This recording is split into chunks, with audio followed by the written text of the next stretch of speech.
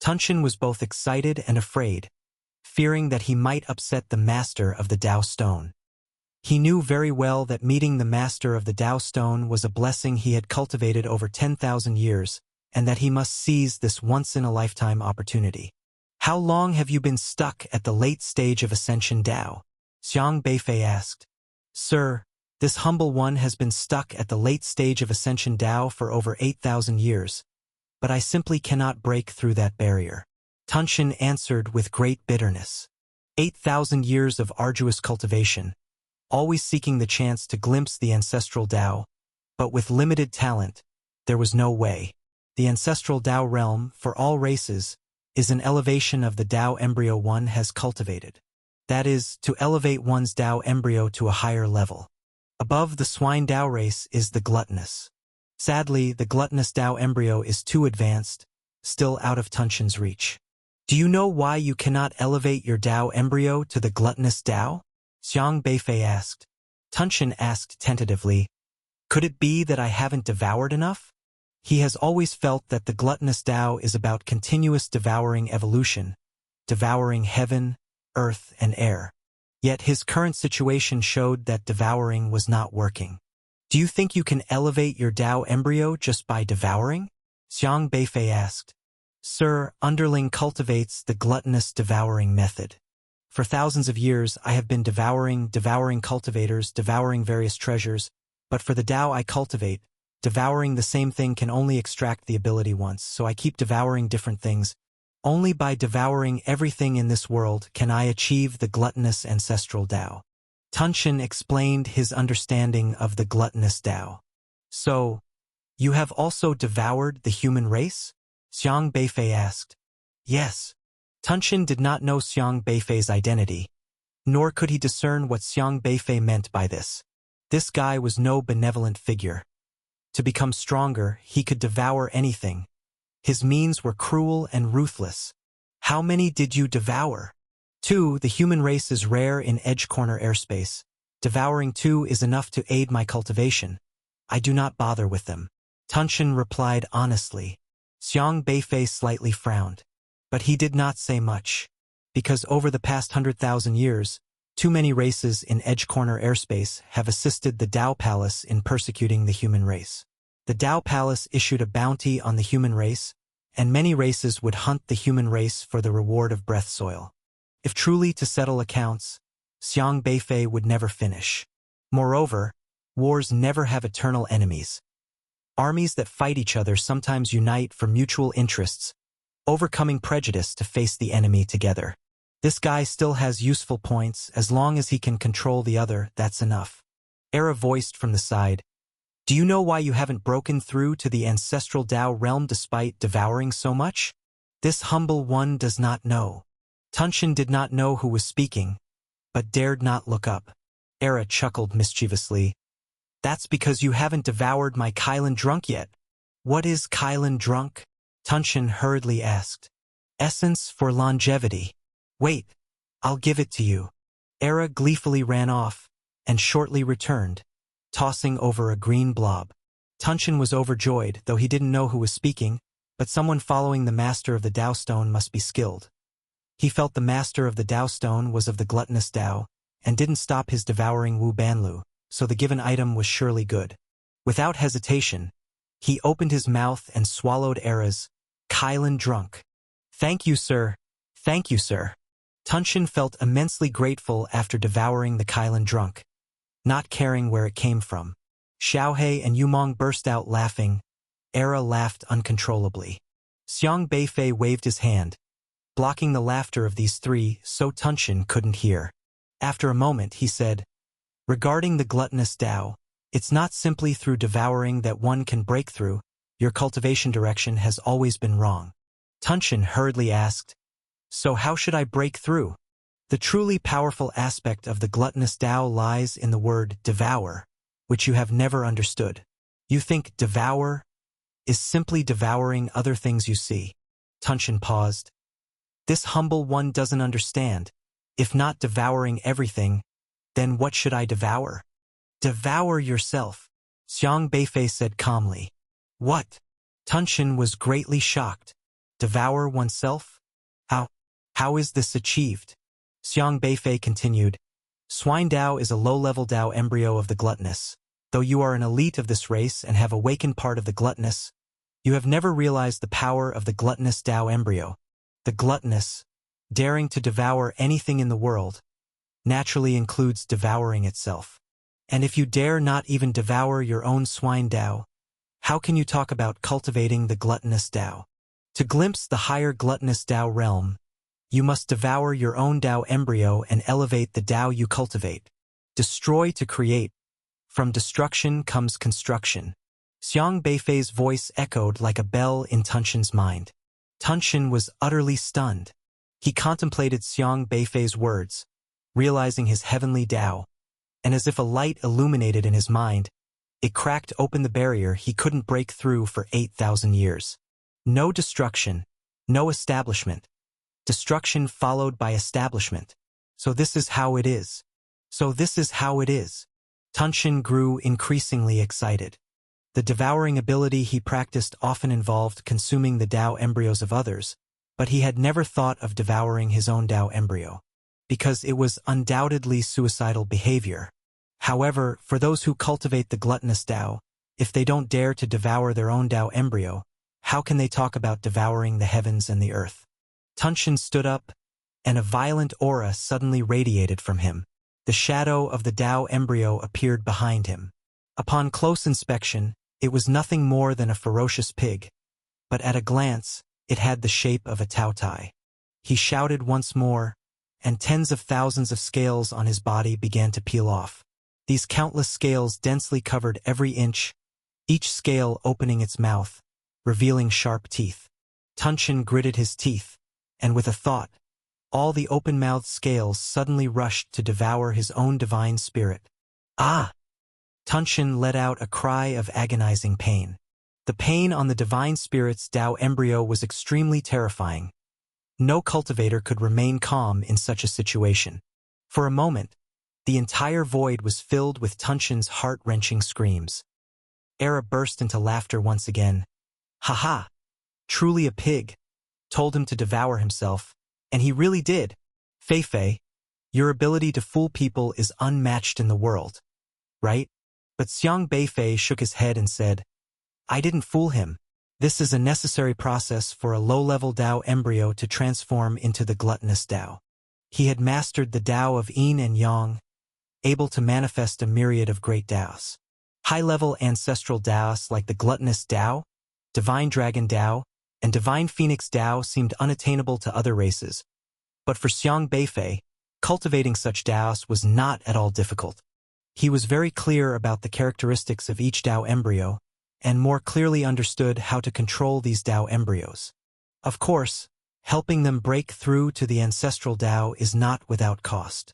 Xiang Beifei lifted his eyelids slightly. At this time, Tunshin had already been bitten bloody and mangled by his own scales. All 10,000 scales had completely devoured Tunshin's Dao embryo. These scales did not dissipate but became almost ownerless in the air. In other words, each scale could independently become a powerful entity.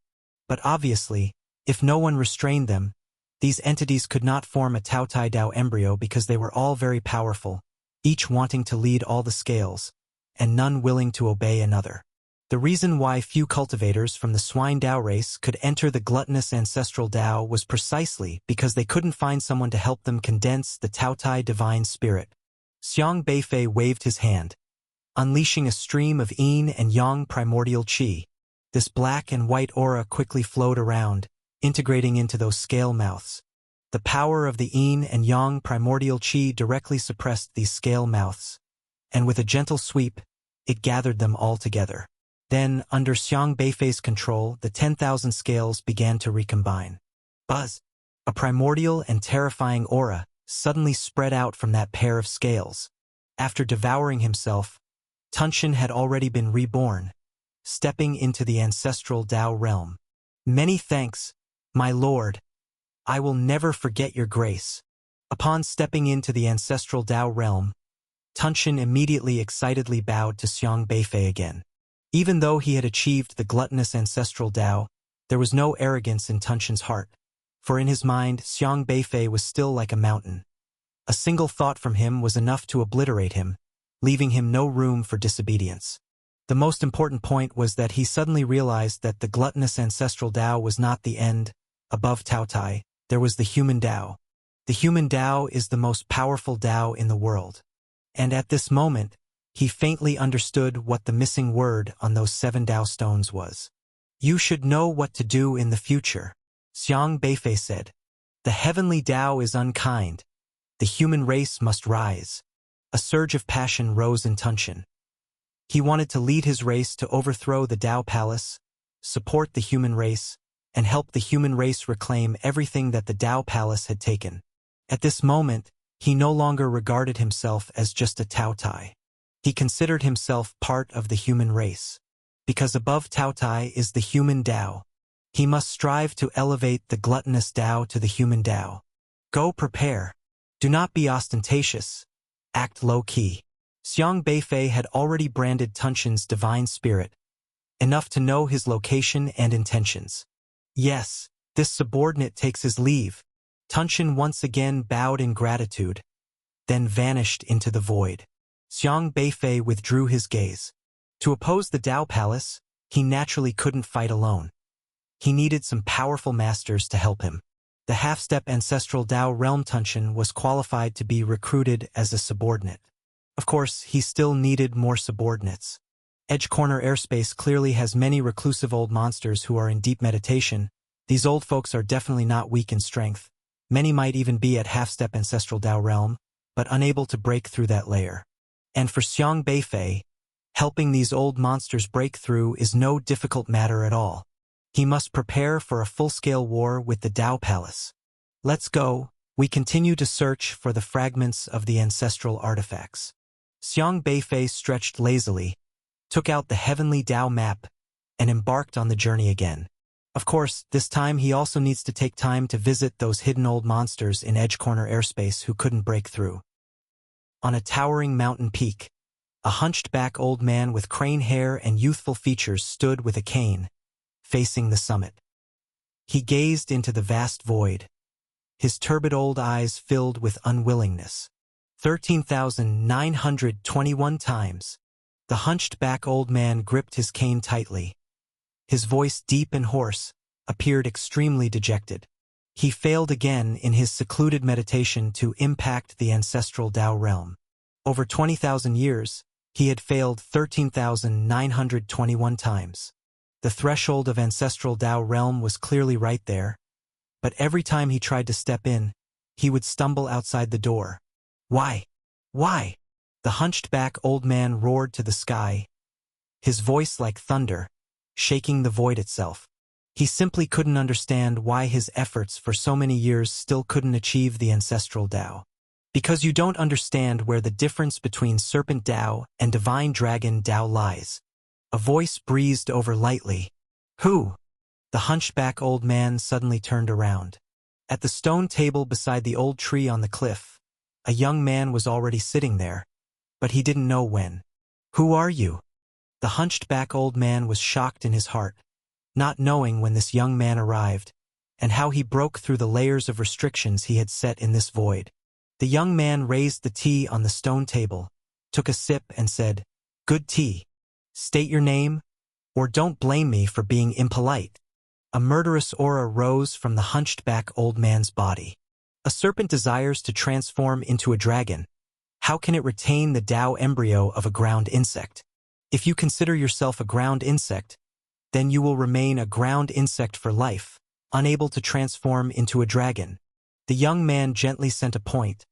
The source energy of yin and yang instantly conjured out, entering the hunched-back old man's mind. The hunched-back old man's body suddenly froze. His turbid eyes suddenly became clear, as if a veil of clouds had been lifted after a long time, seeing the dawn. Thud! The hunched-back old man suddenly trembled and knelt down to the young man, kowtowed respectfully and said, "Junior Chun Chenyuan pays respects to the ancestor. To achieve the ancestral Tao, one must shed their own Tao. Serpent and dragon, the difference is vast as heaven and earth, yet only in a thought. However, Divine Dragon Dao is not the end point of the Dao embryo. The young man pointed out a finger. His voice echoed like celestial music in the hunched-back old man's mind, filled with waves of Dao intent. The hunched-back old man felt the Dao intent. Increasingly excited, he murmured, "So it is! So it is! I've realized! I've realized!" Buzz!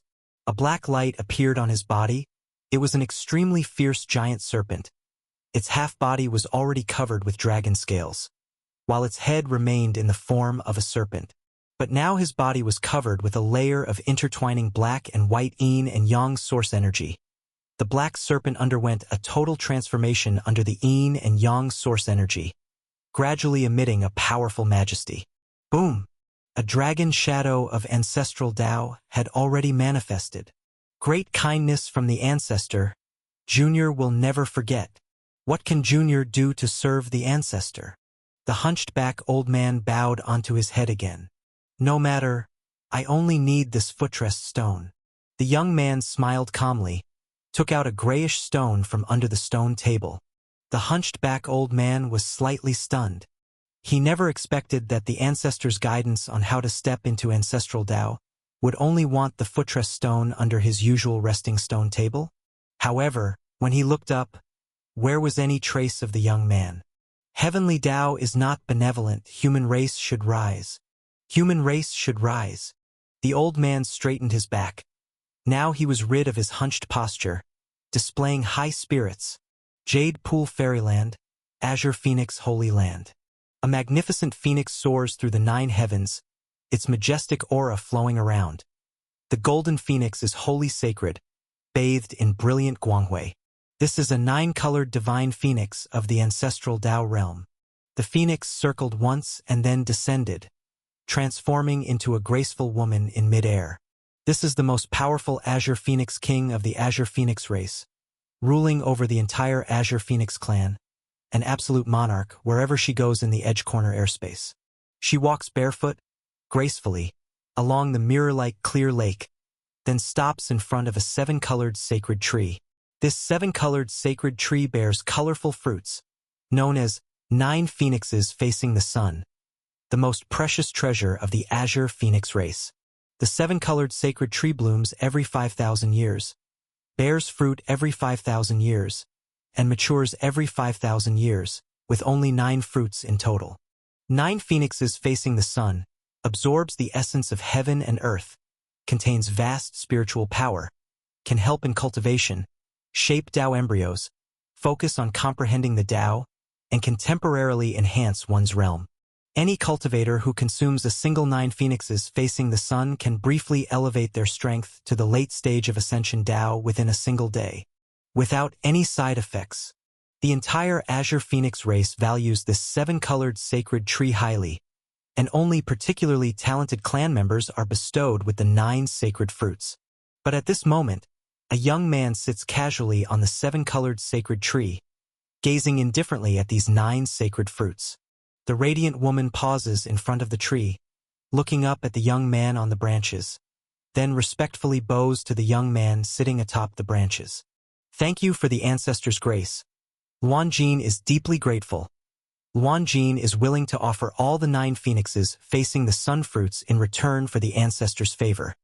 Though the sacred fruits are precious, they pale in comparison to the power brought by guidance for her breakthrough to the ancestral Dao realm. She knows well the priority. If the Azure Phoenix race were to witness this woman's demeanor, it would certainly shock the entire clan. This is the clan leader of the Azure Phoenix race, yet she's offering such a grand courtesy to a young man. The young man smiled indifferently, didn't stand on ceremony. These things are indeed good treasures. You know what to do. With a wave of his hand, he collects the 9 sacred fruits, his figure already dissipating into the void. Luan Jin understands. The Azure Phoenix clan leader's eyes flashed with divine light, shining brightly. Heavenly Dao is unkind, the human race shall rise. Sword Dao race Myriad Swords Tomb. This void is filled with swords, wooden swords an inch long, stone swords 3 feet long, iron swords 1,000 zhang long, copper swords 10,000 zhang long, black broken swords, white ice swords, dense, thousands of swords gathered, swords of various materials. A resolute, cold and proud man carries a broadsword on his back, standing in mid-air. The clan leader of the Sword Dao race, Yu Jianqing, with a unique understanding of the Sword Dao, half a step into the ancestral Dao realm. For tens of thousands of years, Yu Jianqing's renowned in the Edge Corner airspace, his sword unstoppable. In the Ascension Dao stage, few dare to say they could surpass him in cultivation. But now, Yu Jianqing looks incredulously at the sword that suddenly appeared in the sky. A broken sword, plain, coarse and heavy. In the void, any sword is more exquisite than it. Yet this broken sword makes all swords in the myriad swords tomb tremble. It's an instinctive fear. All the swords bow down to this broken sword. He sees the young man standing on the broken sword. That white-robed young man, standing there, seems like a world unto itself, making 10,000 swords strategically retreat. The young man's earlier swing with the broken sword unleashed a sea of sword intent. As if it released countless swords, each sword ripples through the void, seemingly chaotic yet orderly. Various sword chi races through his mind, demolishing all his previous sword Dao learning. He finally realizes that for all these years, his sword Dao cultivation is nothing but childish tricks compared to the young man. The sword intent contained in that sword is something he can never hope to achieve. Sword Ancestor? It's the Sword Ancestor. Yu Jianqing trembles all over. Thud. He can't help but kneel down. The sharpness of a sword does not lie in its edge, but in the heart. When the heart holds a sword, the entire world resides within the sword. The young man speaks slowly. The highest realm of the sword is when all directions are swords. Everything is swords, naturally including people, including your body, your soul, your Dao embryos, your gaze, your breath. The young man swings the sword again. The sword intent directly penetrates Yu Jianqing's soul, making his soul tremble. Yu Jianqing feels his Dao embryo as if it is being reshaped, carefully perceiving the young man's words. His perception of the Sword Dao opens up like a new world. This is truly the ancestral sword. Ancestral Dao realm. Yu Jianqing's whole soul is sublimating. He feels utterly fused with the sword. The real powerful sword intent is when everything is the sword. The powerful aura of the ancestral Dao realm emanates from his body. Sword disciple Yu Jianqing, thanks to the guidance of Sword Ancestor. Such great grace, I cannot repay. Yu Jianqing feels like he's stepped into a whole new world, filled with sword intent, able to see the essence of this world. Yet even so, he remains as insignificant as dust in front of the young man. But no one responds to him. The young man has long departed, leaving only a series of Dao embryos reverberating. Heavenly Dao is unkind, the human race shall rise. A half-step ancestral Dao realm expert of the divine sense Dao, Gu Xuanji. The half-step ancestral Dao realm expert of the Shadow Dao race, Shadowless. The half-step ancestral Dao realm expert of the One Dao race in a single thought. The half-step ancestral Dao realm expert of the Demon Dao race, Demon Sha domain. In the Edge Corner airspace, the topic most discussed daily is the few geniuses on the heaven and earth ranking. But in reality, the truly powerful experts remain hidden from the world. For the past 100,000 years, the Dao Palace has been dominant, gathering all the experts of the ancestral Dao realm. However, apart from the Dao Palace, there are also countless races where numerous old monsters, with one foot in the ancestral Dao realm, hide away in seclusion and cultivate. These half-step ancestral Dao realm experts who are in seclusion sometimes do not show up for thousands of years. Those who do appear are the geniuses on the heaven and earth ranking, so they have become forgotten beings. The Dao Palace does not pay much attention to these people, because the difference between the half-step ancestral Dao and the true ancestral Dao realm is like heaven and earth. 10 ancestral Dao realm experts can easily wipe out all half-step ancestral Dao realm in the myriad races. The Dao Palace does not think these half-step ancestral Dao realm can cause any waves. However, they overlooked one person. That is a mysterious young man who can change the situation. In just 4 months, numerous old monsters who had been hidden from the world were almost all approached by a mysterious youth. To these experts who have been cultivating for a long time without breaking through to the ancestral Dao realm, this mysterious youth is like an ancient god, guiding them towards the breakthrough to ancestral Dao. In the Edge Corner airspace, ancestral Dao realm experts have quietly emerged one after another. But even though these experts have broken through to the ancestral Dao realm, they did not publicize it loudly. Some did not even tell their own clansmen, keeping the information tightly sealed, without making any waves.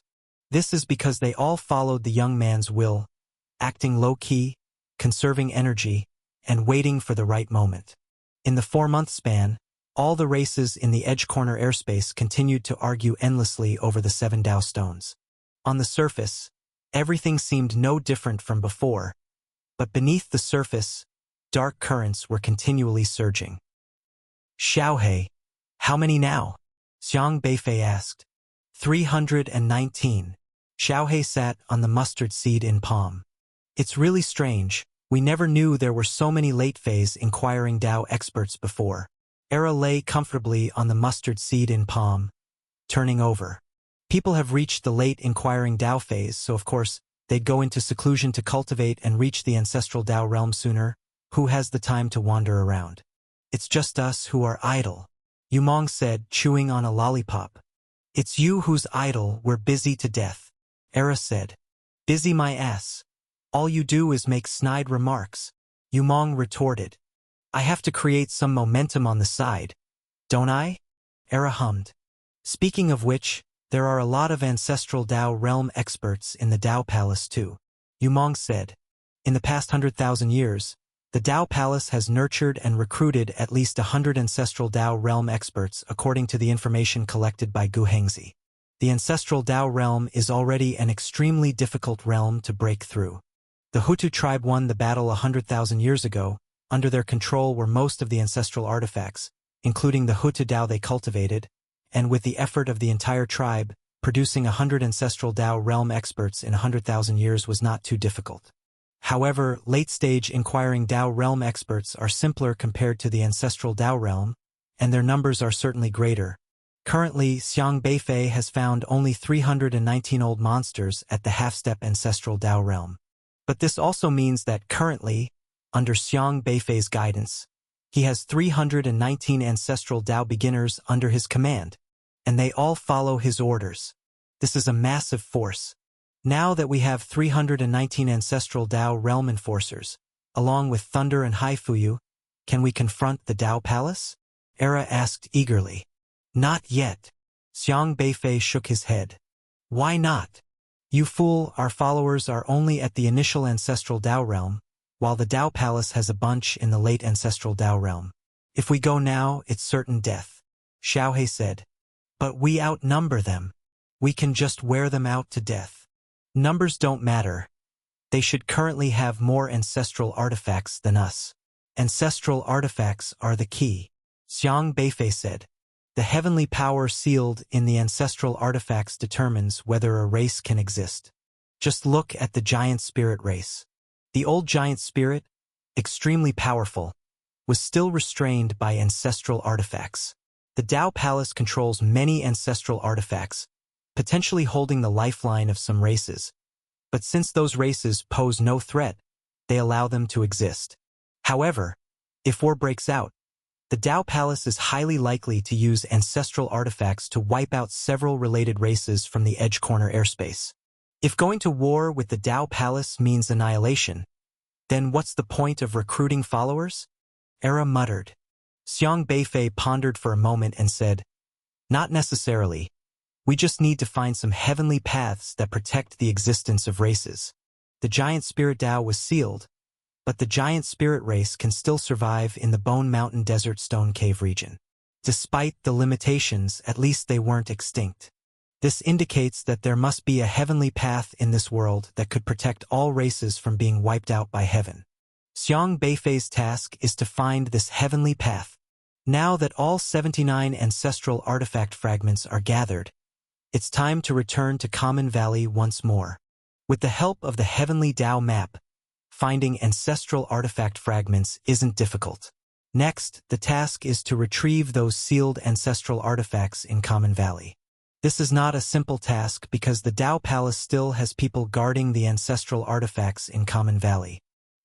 Returning to Common Valley, a vast and primitive aura was coming towards them. This place was originally an ancient battlefield, full of hidden killing intent. Xiang Beifei concealed his form, arriving near the first ancestral artifact. It was that long knife with a broken handle. The knife handle fragment was securely sealed in the spirit-gathering book by him, forcefully suppressing its aura, preventing it from merging with the long knife or letting the long knife ancestral artifact sense its fragment was nearby. Because Xiang Beifei knew very well what would happen if the ancestral artifact was reassembled. The commotion it causes would be enormous, truly earth-shattering. The previous time the Thunderbone ancestral artifact was snatched away, out of the Dao Palace's control, served as a warning to the Dao Palace, leading them to reinforce their vigilance in Common Valley. Any anomaly with the ancestral artifacts would certainly cause a large group of ancestral Dao realm experts to rush out at once. Xiaohei's silhouette flickered across the sky and landed on Xiang Beifei's shoulder. I just scouted around. 30 miles to the left, there's an ancestral Dao mid-stage expert meditating, and 90 miles to the right, there's 2 ancestral Dao beginners patrolling. Xiaohei said, "What do we do now? Let the ancestral artifacts merge, and we'll surely have to face the attacks of those experts, maybe even draw in ancestral Dao later-stage experts. But without merging, we can't take these ancestral artifacts." Yumong said, "This situation is indeed tricky. Xiang Beifei has quite a few powerful ancestral artifacts in hand too. For instance, he currently has 4 bricks which can temporarily alter the flow of time, slowing it down. But if the 4 bricks appear, they are in opposition to the long knife, only causing a bigger disturbance as they fight. Can't we launch a preemptive strike? Take out 1 or 2 ancestral Dao experts?" Era suggested. "It's not like last time," Xiaohei said. Whoosh! As they were discussing, a powerful divine sense swept over, encompassing even the ground they were standing on. An ancestral Dao later-stage divine sense. This divine sense patrolled every corner of the area. Even a grain of sand's movement was within its surveillance range, leaving no place to hide undetected. Only someone controlling yin and yang source energy like Xiang Beifei had a chance. However, this divine sense did not last long. About a second later, it receded like the tide, patrolling elsewhere. The few uneasy ones here finally breathed a slight sigh of relief. "Now you understand why we can't act rashly?" Xiaohei shot a sideways glance at Era. "Does that mean we just sit here with our thumbs up after gathering the ancestral artifact pieces?" Era asked. Yumong asked, "Feifei, do you have any good ideas?" Xiang Beifei kept pondering, thinking for a long time before saying, "Create a diversion." In the center of the kilometer-deep basin, a sword blade emerges. The blade is 100 meters long, towering, seemingly ordinary, yet the surrounding space appears twisted, with countless powerful forces intertwining. A broken sword. This is the other half of Wufeng. Various eerie heavenly Dao laws guard around it. Broken heavenly Dao, headless heavenly Dao, handless heavenly Dao, suicidal heavenly Dao, 10 not complete 1 heavenly Dao. Each heavenly Dao power is deadly enough. Without protective abilities, approaching would be courting death. More importantly, around this half of the broken sword, at least 10 ancestral Dao realm masters are lurking in defense. It can be said they have given ample respect. Although for decades, the human race Master Wufeng has not set foot here to reclaim the broken sword, the Dao Palace remains vigilant. These ancestral Dao realm masters are inherently immortal beings. They've stayed here for decades without feeling anything. It's just like changing places to cultivate nothing significant. Everything is as calm as water. Wu Mengqian, an ancestral Dao realm master, tasked with guarding the Common Valley's ancestral artifacts, grew cautious after some ancestral artifacts were lost last time, and a few ancestral Dao realm masters mysteriously vanished. She now personally patrols the area daily, inspecting all the ancestral artifacts. Wufeng's broken sword, the human race's strongest sword. Wu Mengqian stands atop a distant ancient tree, gazing at the tall sword blade. Every time she sees the broken sword, her heart trembles, unable to stop recalling the scene decades ago when the human race's Wu Feng wielded the broken sword, sweeping through the common valley. That battle was truly terrifying. The image of Wu Feng, towering over all, still imprints in her mind. The fierce sword Qi, a sword shattering the void, all laws returning to silence, Tao extinguishing, magic shattered. Even though decades have passed, they still dread that sword. It's just that until now, the owner of the broken sword has not returned. He should be dead. A young man beside her appears, speaking slowly. Wu Fengruo, a mid-ancestral Tao realm master, like Wu Mengqian, responsible for guarding the common valley. Wu Mengqian gazes at the sword blade, saying, "Do you really think he died in that battle? Otherwise, he should have come here long ago to reclaim what's his." Wu Fengruo laughs coldly. That battle, the reason the Tao Palace could suppress the human race's Wu Feng, relied on their powerful ancestral artifacts. Using numerous ancestral artifact-sealed heavenly Tao powers, they suppressed Wu Feng, heavily injuring him. Ordinary ancestral Tao realm masters could never survive under such a heavenly Tao law's siege. But Wu Feng did. He escaped. I don't believe he died. After all, only a few decades have passed. Perhaps in 100, 1,000 years, he might return to kill. Wu Mengqian said. Less than 50 years is just a blink for ancestral Tao realm beings who've lived thousands, tens of thousands of years. Decades of time are insignificant.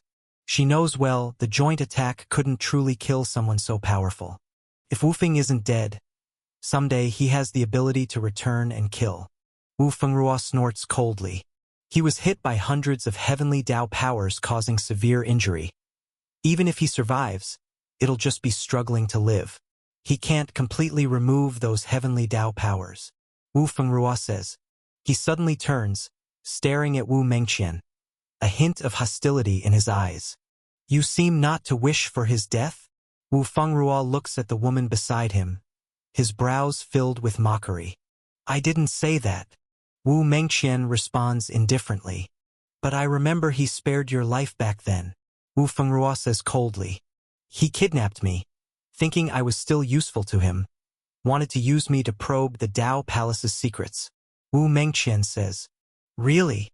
Wu Fengruo sneers, then asks meaningfully, So if you see him again, will you try your best to kill him? Wu Mengqian's mind flashes back to that man of yore. That towering, majestic man, standing tall with one sword, overwhelming all. He kidnapped her but also spared her. She still doesn't understand why. Yet that man's image lingered in her mind, refusing to leave. I will kill him. She banished the man's image from her mind. But it was useless.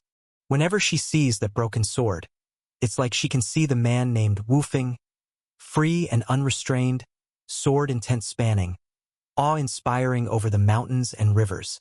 I will kill him, she reiterates, her tone becoming extremely firm. He is her enemy, she repeatedly warned herself. Wu Fengruo smiles faintly. As long as you understand.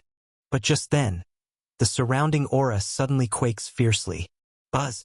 Terror emanates, shattering the clouds above. The vicinity for miles felt heavily influenced by the broken sword. What's going on? Wu Fengruo frowned, immediately looking up, seeing the anomalous change in the sword. The sword's aura suddenly became chaotic? Wu Mengqian looks at the sword blade, her expression surprised, realizing something, her face briefly stunned. Could it be? Ancestral artifact fragment trembling. There's only one reason. Wu Fengruo's gaze suddenly sharpens. Wu Feng. His voice is full of killing intent.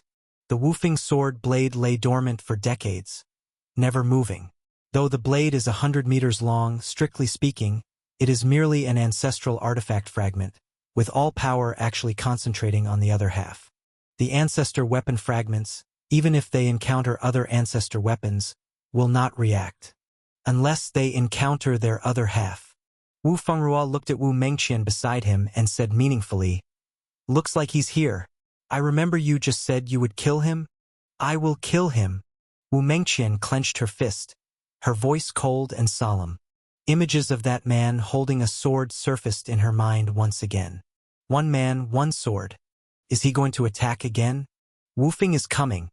Prepare to surround and kill. Wu Mengqian lightly moved her finger. A ripple transformed from her fingertip and disappeared into the void. Whiz, whiz, whiz. Within a 1,000-mile radius, all ancestral Dao realm experts in seclusion suddenly opened their eyes. Maximum alert. It's Wu Fing. Every ancestral Dao realm expert felt a chill in their hearts. After Wu Fing swept through Common Valley last time, they set up layers of formations here specifically to guard against Wu Fing. Everyone knows that if Wu Fing returns, the first thing he will do is retrieve his ancestor weapon. Only by making the ancestor weapon complete can he have the capital to contend with the Dao Palace. They have been on guard here for so many years, setting up heaven and earth nets, waiting for this moment. Once Wu Fing breaks into Common Valley, what awaits him will be various earth-shattering ultimate kills. Kill Wu Fing. All ancestral Dao realm experts present in the Dao Palace whispered lowly, then stepped forward toward the location of the broken sword fragment. On Long Knife Mountain, two figures flashed out from the crevice below the cliff. These were two men dressed in blue clothes, their aura extremely heavy and strong, the aura of the ancestral Dao realm. They were in seclusion here, also responsible for guarding the ancestor weapon. This aura, it's Wu Fing. He's really here. The two ancestral Dao realm experts seemed very angry. Decades ago, they barely survived from Wu Fing's hands, and for so many years, Wu Fing cast a great shadow over them. Now Wu Fing dares to break into Common Valley again, igniting strong anger in them. This time we are well prepared. We'll make sure he never returns. Swoosh, swoosh. The two ancestral Dao realm experts rose into the air, stepped forward, disappeared into the void, rushing to that area. They left. Era shouted, poking out his head from the side. Wait, Xiang Beifei said calmly. Just as he spoke, 3 more powerful auras crossed above this void. It's okay. Be quick. Xiang Beifei sent Xiaohe with the broken sword of Wu Fing. Right now, Xiaohe is holding Wu Fing, trying to sense the fragments of Wu Fing's ancestor weapon. However, Xiaohe has almost no combat ability. Rather cunning, unlikely to delay much time. He immediately took out the broken handle of the long knife. Buzz, buzz, buzz. The entire mountain started to shake under the influence of the long knife. Countless scattered white bones on the mountain started to surge during the vibration of the long knife. But these bones didn't fall down the mountain. Instead, as if consciously, they began to converge toward the mountain. Each bone was also covered with divine patterns, appearing grand and vast, while ancient powerful aura began to spread, covering the 1,000-mile radius. Boom! The long knife erupted with chilly light, swiftly bursting out from the air, the knife intent formidable, directly threatening Xiang Beifei. Last time Xiang Beifei saw the long knife, the knife encountered bricks and erupted with tremendous power. He had to run because the strength of the knife was terrifying, while Xiang Beifei was merely in the ascension stage. But this time when Xiang Beifei saw the long knife demonstrating power, he was very calm. Boom! The ferocious knife intent descended violently toward him. Xiang Beifei casually grasped upward. Bang! The fierce and domineering knife intent halted in midair, directly grasped by Xiang Beifei. You are no match for me, Xiang Beifei said. Xiang Beifei of the ancestral Dao realm was entirely different now. A damaged ancestor weapon he did not concern himself with. Roar! The saber glow trembled violently, appearing extremely wrathful, as if greatly provoked. Only by following me can you leave the Common Valley. Xiang Beifei looked up at the long knife. He knew the long knife could understand him. An ancestral artifact represented the world's most formidable power, possessing its own consciousness. The knife's gleam emitted another burst of piercing saber intent, as if roaring in fury. I don't have time to negotiate with you. Xiang Beifei waved his hand, tossing the hilt toward the spirit-gathering book. As the spirit-gathering book was about to engulf the hilt, the long knife ancestral artifact sensed the impending crisis. It knew once the piece was taken away, it would never be able to restore itself. It immediately leaped out, transforming into a stream of light, rushing toward the hilt. Xiang Beifei did not intervene, allowing the long knife to merge with his hilt fragment. Buzz! A strong saber intent shot skyward, and the terrifying power of the heavenly Tao rendered the surroundings most sinister. The now complete long knife ancestral artifact appeared exceedingly excited, seemingly eager to unleash its power and proclaim its newfound freedom. But Xiang Beifei had already dashed forward, gripping the hilt firmly. Buzz! Buzz! The long knife ancestral artifact raged, unwilling to be controlled by Xiang Beifei. The blade was etched with pale formations, and a terrifying killing intent quickly converged. In you go! However, Xiang Beifei, uninterested in a duel, kicked it directly into the spirit-gathering book. Buzz! The spirit-gathering book immediately closed, sealing the long knife ancestral artifact tightly. The world returned to tranquility. The towering mountains had been destroyed, leaving only a sea of skeletons, but the long knife ancestral artifact was nowhere to be seen. Xiaohei, collect it. After resolving the situation with the long knife, Xiang Beifei immediately called out in his mind. Understood. At that moment, Xiaohei was synchronizing with the Wufeng broken sword in response to the fragments in the area. Hearing that Xiang Beifei's task was complete, Xiaohei immediately used yin and yang energy to suppress the Wufeng broken sword, then dashed away. Within a 1,000-mile radius of the sword body, powerful heavenly Tao laws enveloped it completely. More and more ancestral Tao realm experts had arrived, each taking their designated position, ready to unleash a storm of attacks on Wufeng once it appeared. The ancestral Tao realm experts from the Tao Palace had rehearsed many times to counter Wufeng. The Hutu tribe's formations were exceedingly terrifying, specifically creating heavenly Tao defenses and attacks against Wufeng's initial sword chi, ensuring no escape for it. But at this moment, whoosh! The 100-meter-long sword body ceased its trembling. The world returned to silence once more, with the raging heavenly Tao laws seemingly calming down. What happened? Why has the sword body stopped moving? Where is Wufeng? In the vast basin, all ancestral Tao realm experts were taken aback. Various powerful divine senses swiftly searched all around, delving deep to 3,000 feet to locate Wufeng. But there was nothing, absolutely nothing. Could it have been accidentally triggered by a sword fragment? Wu Mengqian wondered aloud. Impossible. The sword body is merely a fragment. The power of this ancestral artifact was forcibly taken by the other half of the broken sword. Without that other half, this fragment cannot react with other ancestral artifacts. Wu Fengrua confidently replied. Since they had sealed the Wufeng sword body, they had tried various methods, confirming that it was merely a powerless ancestral artifact fragment, incapable of reacting with others. Accidental triggering was not possible, but suddenly another voice rang out. It's not good. It seems an ancestral artifact has reacted miles away. Wufeng is over there with the murder-sealing sword. An ancestral Tao realm expert detected the anomaly with the long knife. Do not concern yourselves with the murder-sealing sword. This is surely Wufeng deliberately triggering the murder-sealing sword into creating a disturbance, trying to divert us. Once we relax our vigilance, it will return to seize the sword body. If we go check on the murder-sealing sword, it will appear back here then. Wu Fengrua issued a warning. Understood. The ancestral Tao realm experts all caught on. Oh, Wufeng, trying to divert us to succeed in taking the sword body? Do you really think we are fools? Dream on. Wu Fengrua laughed coldly. No matter what happened in other parts of the Common Valley today, he would not step away from the sword body. The ancestor Tao realm experts stationed at Common Valley have lived for thousands of years, with countless experiences, and they are well aware of Wufeng's prowess back in the day. Now, the ancestor artifacts in other places are experiencing various unusual uprisings, with earth-shattering auras flowing forth, almost as if to remind these people that trouble has occurred with the ancestor artifacts over there. However, the ancestor Tao realm experts led by Wu Fengrua remained calm.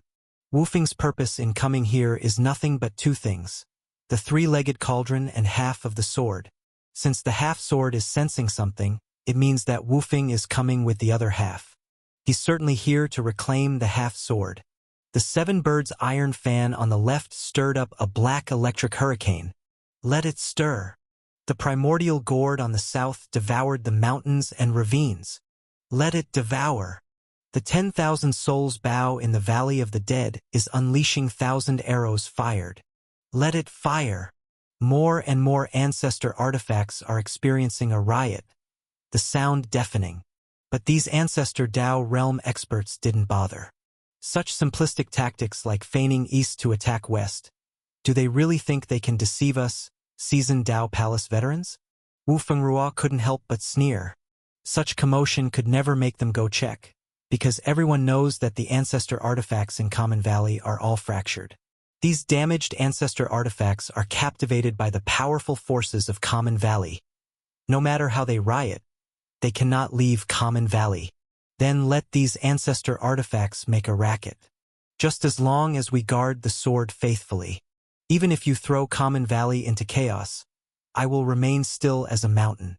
All the ancestor Dao realm gathered their strong spiritual power to guard the sword, keeping their eyes on the void around, waiting for Wu Feng to appear. They are convinced that after Wu Feng messes with every ancestor artifact in Common Valley and finds out that Dao Palace's people still haven't come out to stop him, Wu Feng will then reluctantly present himself and engage them head-on. Xiaohe, run to a safe place and summon Wu Feng once more. Remember to retract it immediately after a moment. Xiang Beifei shouted in his mind. Understood, Xiaohe responded. Xiang Beifei played these Dao Palace experts perfectly. He's well aware of Dao Palace's emphasis on Wu Feng's sword and knows how cautious these experts are, so as long as the Wu Feng sword moves, the Dao Palace would definitely go all out, treating it as a major threat, setting an ambush by guarding the sword. This way, no matter how much chaos he causes in Common Valley, he's only seen by Dao Palace experts as executing feigned east to attack west. But in reality, Xiang Beifei is executing true feigned east to attack west. He never expected today to take away Wu Feng's sword. His feigned east to attack west is a completely different matter from the understanding of Wu Fengrua and the others. The west in the Dao Palace experts' minds is the sword, while Xiang Beifei's west is the remaining ancestor artifacts in Common Valley. With Era and Yumong, Xiang Beifei went on harvesting those ancestor artifacts. To make the Wu Feng persona more convincing, he even disguised himself as his grandfather in his youth. This way, if encountered by other ancestor Dao realm experts, they would be more confirmed that it's Wu Feng coming to kill, and certainly wouldn't dare to intercept him alone. After all, Wu Feng's notorious name is so intimidating, with Dao Palace's ancestor Dao realm experts suffering greatly even when besieging him together. This image remains quite daunting. Though he didn't run into any ancestor Dao realm experts while rushing around, he encountered some trouble while collecting ancestor artifacts. Because these ancestor artifacts weren't necessarily compliant in following Xiang Beifei. Against these fragmented ancestor artifacts, Xiang Beifei is more than seasoned. Those not very powerful artifacts were directly kicked into the Spirit Gathering Book, while for those slightly stronger artifacts, after fully restored, Xiang Beifei had to expend a bit of effort, such as the giant gate in front. Who was bored enough to make a gate an ancestor artifact? Xiang Beifei gazed at the ancient gate in front. The gate simple yet majestic, with towering white jade pillars, intricate mystical patterns adorned between, the cornice slightly raised, with a plaque above inscribed with Heavenly Gate. The cornice of the Heavenly Gate was taken off, now held in Xiang Beifei's hands.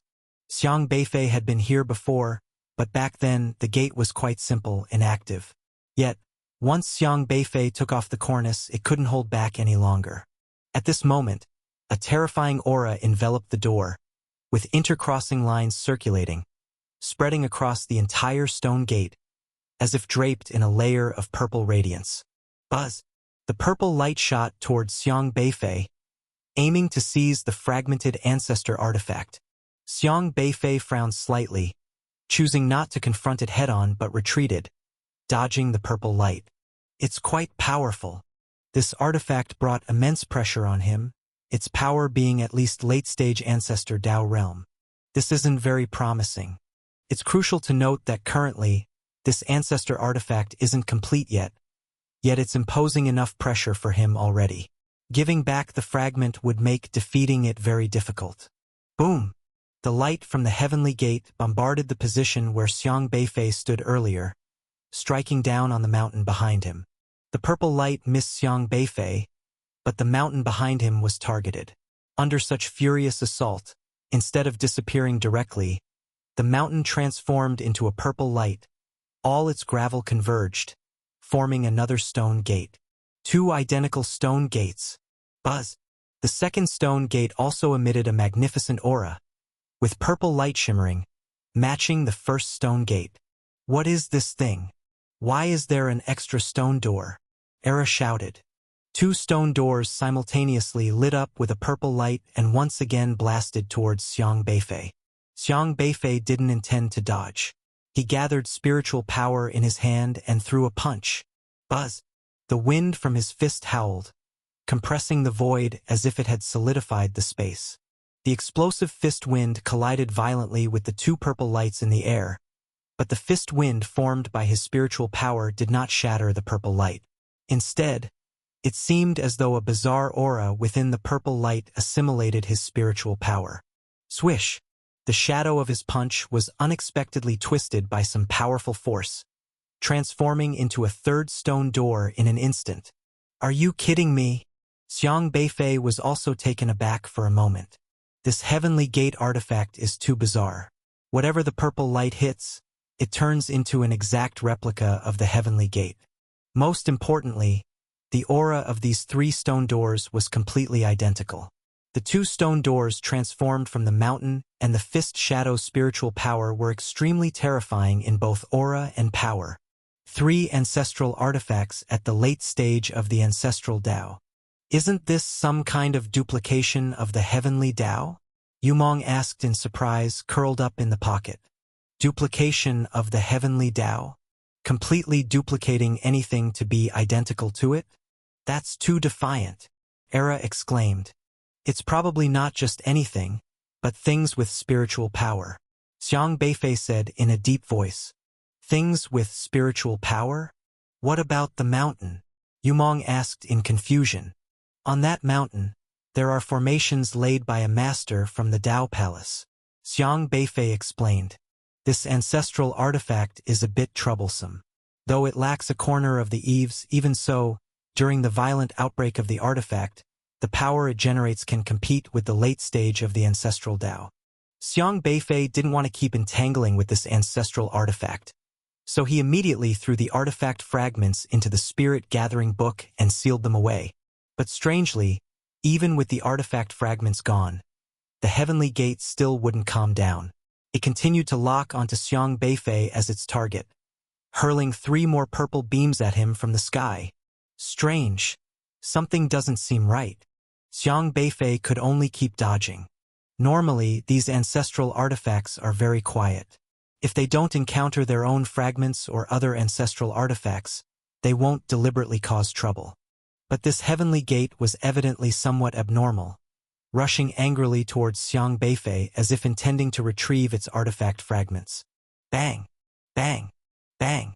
The purple light exploded behind Xiang Beifei, shattering one mountain after another.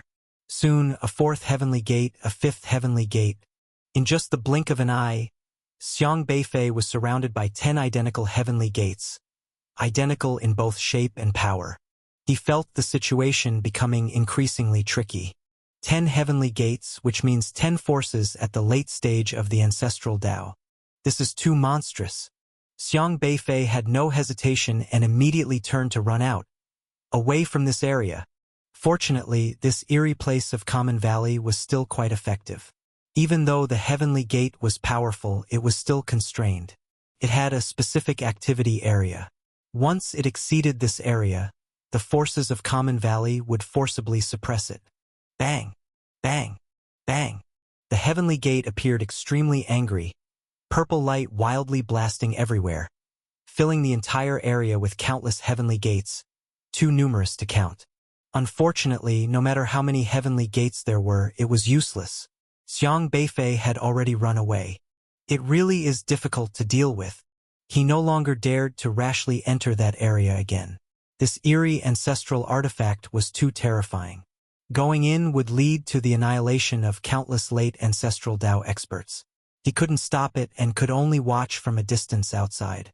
This ancestral artifact is too monstrous. If it falls into the hands of the Dao Palace, wouldn't it be invincible? Era marveled. A single heavenly gate randomly blasting could duplicate thousands of heavenly gates. It was like suddenly increasing the number of powerful ancestral artifacts countless times over. Who could withstand that? Xiang Beifei observed from afar the heavenly gate in the area that was wildly shooting purple light and said, "This ancestral artifact should have a weakness." Like what? It only duplicates infinitely when encountering things related to spiritual power. Just now, that area was full of various formations, and the formations are formed by gathering spiritual power. So, when the heavenly gate blasted, it triggered the formations, causing an infinite replication of itself. What do we have that doesn't rely on spiritual power? Era asked. Yumong said, ancestral artifacts, maybe? We don't have any ancestral artifacts left in our hands. Wufeng was taken by Xiaohe, and the 4 bricks are also with Xiaohe. Should we use the Yu Divine Steel? Era asked. To ensure Xiaohe's safety, Xiang Beifei entrusted all 4 brick plates to Xiaohe for self-defense. Xiang Beifei pondered slightly. He had quite a few fragments of ancestral artifacts in his hands, and had collected 50 complete ones, but strictly speaking, these ancestral artifacts did not listen to him. Ancestral artifacts have their own way of recognizing their masters. If they cannot find a place of resonance with Xiang Beifei, they won't obediently follow him like Wufeng and the brick plates. Although he had seized 50 ancestral artifacts from Common Valley, he hadn't completely subdued them. Just as he was deep in thought, a sudden whooshing sound arose from behind, prompting Xiang Beifei to immediately turn around. Upon a careful look, it was a Dao Palace Elder. Executor, Wu Gon. Dao Embryo, Huda Dao. Realm, Early Ancestral Dao. This was an elder in the early ancestral Dao realm, with a sturdy build reminiscent of a bear, but a bald head devoid of hair. Wufeng. Seeing Xiang Beifei appear, Wu Gon was evidently taken aback. Trouble. Killing intent flickered in Xiang Beifei's eyes. Feigning an attack from the east with the intent to strike in the west, he initially planned to avoid confrontation with any elder, but this Dao Palace elder seemed to be passing by, so a battle appeared inevitable. Whoosh! A formidable murderous aura rose from Xiang Beifei. Damn it! Startled as if seeing a ghost, Wu Gon turned and fled without a backward glance. You wait! If you dare! Come over here! Wu Gon yelled at Xiang Beifei while continuing to flee. In the blink of an eye, Wu Gon vanished into the void as if greased feet slipped him away. Eh? Xiang Beifei was momentarily stunned. He had just stirred up murderous intent preparing to duel with this fellow, yet his opponent fled without fighting, running faster than a rabbit. Why is he so timid? Era asked, puzzled. Yu Meng replied, maybe it's because Feifei disguised as Grandpa Xiang, scaring him stiff? If I'd known Grandpa's image was this useful, I would have used it to bluff long ago. Xiang Beifei felt both amused and helpless. In the past, Wufeng indeed left a huge shadow over all the ancestral Dao realm elders of Dao Palace. These guys couldn't see through his disguise, so they mistook him for the real Wufeng. Wu Gon, being only at the early ancestral Dao realm, understood that if he didn't realize he risked death by not fleeing, so he swiftly headed towards the sword blade direction to regroup with his companions for courage. Xiang Beifei didn't bother to pursue him. Forget it. Let's wait and subdue the remaining ancestral artifacts first. Xiang Beifei decided to leave the heavenly gate for last. He immediately turned and flew toward the next ancestral artifact. Heavenly Gate has unleashed terrifying power. It's the most powerful ancestral artifact. Wu Mengqian lifted her head and looked northward, and even from a distance, could still see the volatile purple light in that area. Ignore the Heavenly Gate.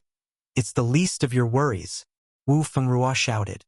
They all understood the prowess of the Heavenly Gate ancestral artifact. It was highly volatile, and anyone who dared provoke it courted death. They had specially laid numerous formations around this ancestral artifact to ensure that any uprising would alarm everyone. Buzz! The 100-meter-tall sword blade ancestral artifact trembled again, struggling to break free from the surrounding constraints of the heavenly Tao's power. Wufeng is nearing. Stay vigilant. Don't let him exploit any vulnerabilities. Wu Fengrua shouted once more, transmitting his voice to everyone's ears. Every ancestral Tao realm expert strained their nerves tightly. The pressure Wufeng brought was terrifying, and none wished to become the first casualty under Wufeng's sword. As tensions mounted in preparation for battle, they were unaware that Common Valley had undergone seismic transformations. The incomplete ancestral artifacts they had guarded had unknowingly been moved away.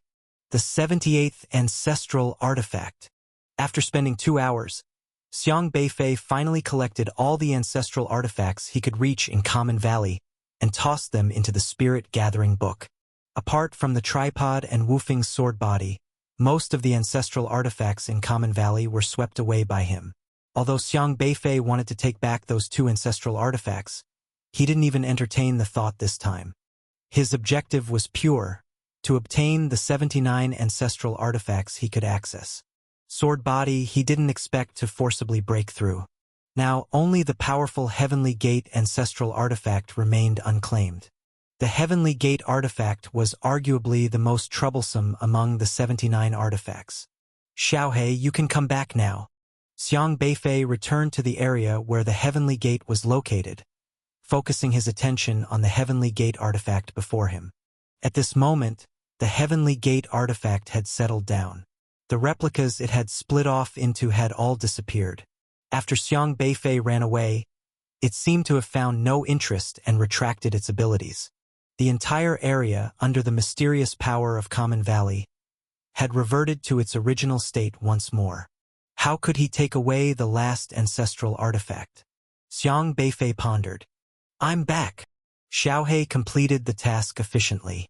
The entire process went unnoticed, relying on the 4 bricks to freeze time, slightly revealing the aura of the Wufeng broken sword for the sword body to perceive, then turned around and ran. Xiang Beifei took Wufeng and the 4 bricks, and with them, it was time to meet the Heavenly Gate artifact. He immediately flew back toward the position of the Heavenly Gate artifact. By now, the entire area had returned to tranquility. The countless replications of the Heavenly Gate had disappeared, and Common Valley's power restored the area back to normal, including the formation. Feifei, how do we deal with this guy? Xiaohe asked. Xiang Beifei walked along the surrounding mountains, watching the peaks rise steeply. The formation here was slowly recovering. The Tao Palace laid down several powerful formations in this place, and even though the Heavenly Gate destroyed this area, Common Valley's power surpassed that of the ancestral artifact, swiftly restoring the entire area, including the formation. In other words, once the Heavenly Gate went berserk, it would still trigger the spiritual power of the formation, making it the source for the Heavenly Gate's replication. This battle would be tough. He had to break the formation here first. Xiang Beifei approached the Heavenly Gate once more. Without the Heavenly Gate fragments, it calmed down again, so sneaking closer wouldn't provoke its hostility. He pondered for a moment and then pulled out the 4 bricks, swiftly striking them towards the Heavenly Gate. Buzz! As soon as the 4 bricks emitted their aura, they immediately incurred the Heavenly Gate's wrath. Ancestral artifacts were extremely sensitive. Revealing them sparked the Heavenly Gate's fury, causing purple light to intertwine on it once again. Whoosh! A beam of purple light shot towards Xiang Beifei. But with the 4 bricks in his hand, Xiang Beifei gave them a slight shake, and golden array patterns immediately flowed over the bricks, interlocking in the air and swiftly spreading out. In an instant, all surrounding auras came to a halt. The 4 bricks possessed a powerful stasis ability, enough to slow down time. As the purple light entered the domain of the 4 bricks, its speed slowed down significantly, allowing Xiang Beifei to easily observe its trajectory. The power contained within this purple light was incredibly strong. Xiang Beifei no longer attempted to block it with spiritual power, instead pulling his hand from the void, drawing out the Wufeng broken sword. Buzz! A powerful sword intent immediately spread, slashing toward the purple light. Boom! The purple light and sword energy intersected, colliding, causing space to erupt violently. Terrifying auras rippled continuously, tearing through the void. However, this time, the sword energy wasn't replicated into another heavenly gate. Evidently, while both were ancestral artifacts, Wufing couldn't be forcibly duplicated by the heavenly gate.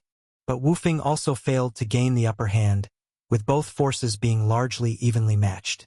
Although the speed of the heavenly gate's purple light was slowed, its might still surpassed Wufing's. Both were incomplete ancestral artifacts, yet the heavenly gate held no fear of facing the joint attack of the broken sword and bricks. Most importantly, this was under the execution of a master of the ancestral Dao realm, Xiang Beifei. Crack, crack, crack. The heavenly gate burst with light once more, but this time it wasn't purple but a bright blue. The blue light charged into the domain created by the bricks, like sharp, cold ice crystals, beginning to slice through the bricks field. The domain of the 4 bricks couldn't withstand the blue brilliance of the heavenly gate and was slowly frozen over. Such a powerful artifact! Xiang Beifei couldn't help but frown. After all, the heavenly gate was a powerful ancestral artifact, not just sealing a single heavenly Dao law.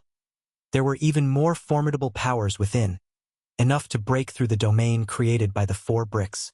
However, Xiang Beifei was not easy to deal with. He redirected Wufing's sword energy, slashing at the heavenly gate, targeting its pillar. Whoosh! The domain created by the 4 bricks merely slowed the speed of the heavenly gate artifact but did not hinder Xiang Beifei. He had already blasted Wufing to the side of the heavenly gate, striking its pillar. Clang! But the heavenly gate did not open up a gap. It was too hard, firmly withstanding an attack from an ancestral Dao realm master. It's impossible to shatter it. This thing is so powerful. How did it ever get a piece of its eaves broken? Xiang Beifei backed away, pondering. His strength was already at the mid-stage of the ancestral Dao, yet he couldn't leave a mark on the heavenly gate. This was not like those ordinary, relatively weaker ancestral artifacts. The heavenly gate, attacked to its core, seemed extremely furious, roaring once more. This time, it gleamed with a green cold light, the green light undulating and making the surrounding void appear elusive and soft. Then a powerful suction force from the heavenly gate drew Xiang Beifei straight into that door. The scenery before his eyes completely changed, as if everything twisted open, including Xiang Beifei himself, who was being continuously twisted. With a crack, his bones began to fracture. This seemed to be the twisted power of the heavenly Dao. In this place, anything would twist and deform. This terrifying ancestral artifact, the heavenly gate, was too dreadful. Xiang Beifei didn't expect it to be so violent. If this continued, even his soul might be twisted to collapse. He immediately waved his hand, and a bronze-colored light shone. Buzz! A bell sounded. The ancient bell sound was extremely resonant. An ancient bell flew out from the spirit-gathering book. Surprisingly, it was the Tai Bell. The Tai Bell was something from the Bai constellation, also an ancestral artifact. Xiang Beifei had seldom used it before because it was too heavy and quite mild, seemingly indifferent to him, so much so that he almost forgot about its existence. But when the space twisted by the heavenly gate spread, the Tai Bell emitted light, enveloping him, blocking the twisted power of the heavenly Dao. Xiang Beifei was quite surprised. The power of the Tai Bell exceeded his imagination. It seemed able to resist the power of the heavenly gate. Moreover, at this moment he could feel some strange powers of the Tai Bell, which was also an ancestral artifact sealing various powerful heavenly Dao, among which one was the power of altering positions. At this moment, the Tai Bell seemed willing to help Xiang Beifei to deal with the heavenly gate, so he could perceive this. His mind stirred. He struck the inner wall of the Tai Bell with a palm. Buzz! The bell rang, creating ripples in space. Then Xiang Beifei felt himself establishing some kind of connection with the heavenly gate, and suddenly his figure vanished inside the Tai Bell. Inversely, the ancestral artifact of the heavenly gate was transported into the Tai Bell. He had swapped positions with the ancestral artifact of the Heavenly Gate. Good stuff. Xiang Beifei's spirits lifted. He immediately tossed the shattered piece of the Heavenly Gate inside the Tai Bell. The Heavenly Gate encountered its own ancestral artifact piece, and immediately quivered, lunging towards its piece. But at this moment, Xiang Beifei had already raised the spirit-gathering book, collecting the Tai Bell into it just as the Heavenly Gate and its piece were about to merge. Whoosh! He quickly withdrew the ability of the Tai Bell, separating it from the Heavenly Gate to prevent them from clashing, then closed the spirit-gathering book. Solved! Xiang Beifei's spirits lifted, quickly using return to the original state to recover his twisted bones and heal his injuries. Now he's collected the last target ancestral artifact. It was time to leave. But just then, as Xiang Beifei suddenly sensed something, he turned around and saw a figure land in front of him. A graceful figure with a skirt flowing. It was a woman of rich demeanor. Xiang Beifei immediately became vigilant, a hint of murderous intent in his eyes. It was an elder from the Dao Palace, Wu Mengqian. But Wu Mengqian didn't make a move, just stared blankly at Xiang Beifei, with emotions she couldn't hide in her eyes, visibly moved. You're here. Her voice was complex, filled with an indescribable bitterness, yet tinged with an unusual emotion, seeming like joy, yet appearing contradictory and hesitant. Xiang Beifei frowned. This woman seemed somehow different. All these years, have you been well? Wu Mengqian lightly bit her lip and asked. Huh? Xiang Beifei was momentarily at a loss. He had intended to kill, but the other party's sudden sentence threw him into hesitation. Era widened his eyes and said, Fei, do you know her? I don't. Xiang Beifei shook his head.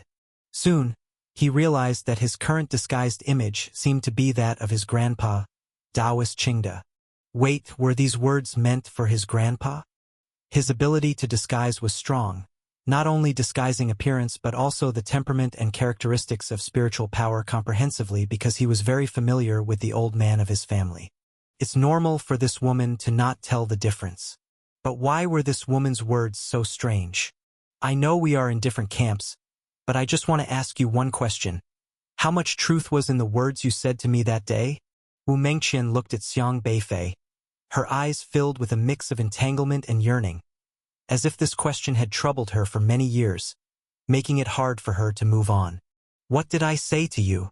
Xiang Beifei asked doubtfully. Wu Mengqian gritted her teeth, looking somewhat agitated, and said, Are you pretending to be dumb? You said. She looked very conflicted, different from other elders of the Dao Palace. She bore no hostility, but rather had an odd implication. Don't pretend you don't know. You know what I'm talking about, Wu Mengqian said. You're strange, Xiang Beifei said. So was everything you said to me before false? Were you just using me? Then why didn't you kill me? Why did you let me go? Wu Mengqian clenched her fists. The man before her remained just as majestic, his manners, every line of his breath, still so familiar despite the years. Even the slightest motion of his lips tugged at her heart. This question had troubled her for so many years. She always wanted an answer. Who are you? Xiang Beifei asked. Wu Mengqian was slightly stunned. What do you mean? She said in surprise. I've forgotten many things, but if you're here to stop me, I don't mind killing you. Xiang Beifei said. You've forgotten heavenly Dao. Forgotten heavenly Dao. You suffered the blow of the forgotten heavenly Dao. Wu Mengqian seemed to have realized something, looking very unwilling, saying, Have you really forgotten everything? I thought you could withstand that power. Withstand what? Xiang Beifei asked back. How could this be? How could this be? Wu Mengqian murmured at Xiang Beifei, seeming unable to accept this reality. So that night, did you forget the promise you made to me too? Her voice was loud, seeming slightly out of control. This made Xiang Beifei even more puzzled. Fei, did Grandpa Xiang have a romantic thing with this woman? Yu Meng quietly asked. How should I know? I wasn't born at that time. Xiang Beifei found it quite intriguing. What did Grandpa do to this woman when he was young? For her to look so upset, did he capture her heart? The old man sure had some skills. What promise did I make to you?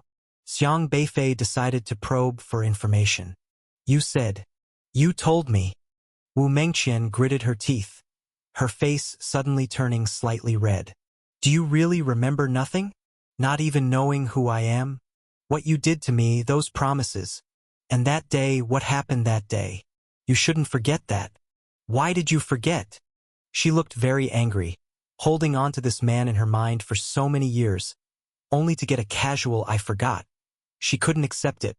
With a serious face, Xiang Beifei said, nonsense. I also want to know why my memories have become chaotic. I remember making a promise to someone. It seemed to be a woman, but I don't remember who she was, only some vague impression.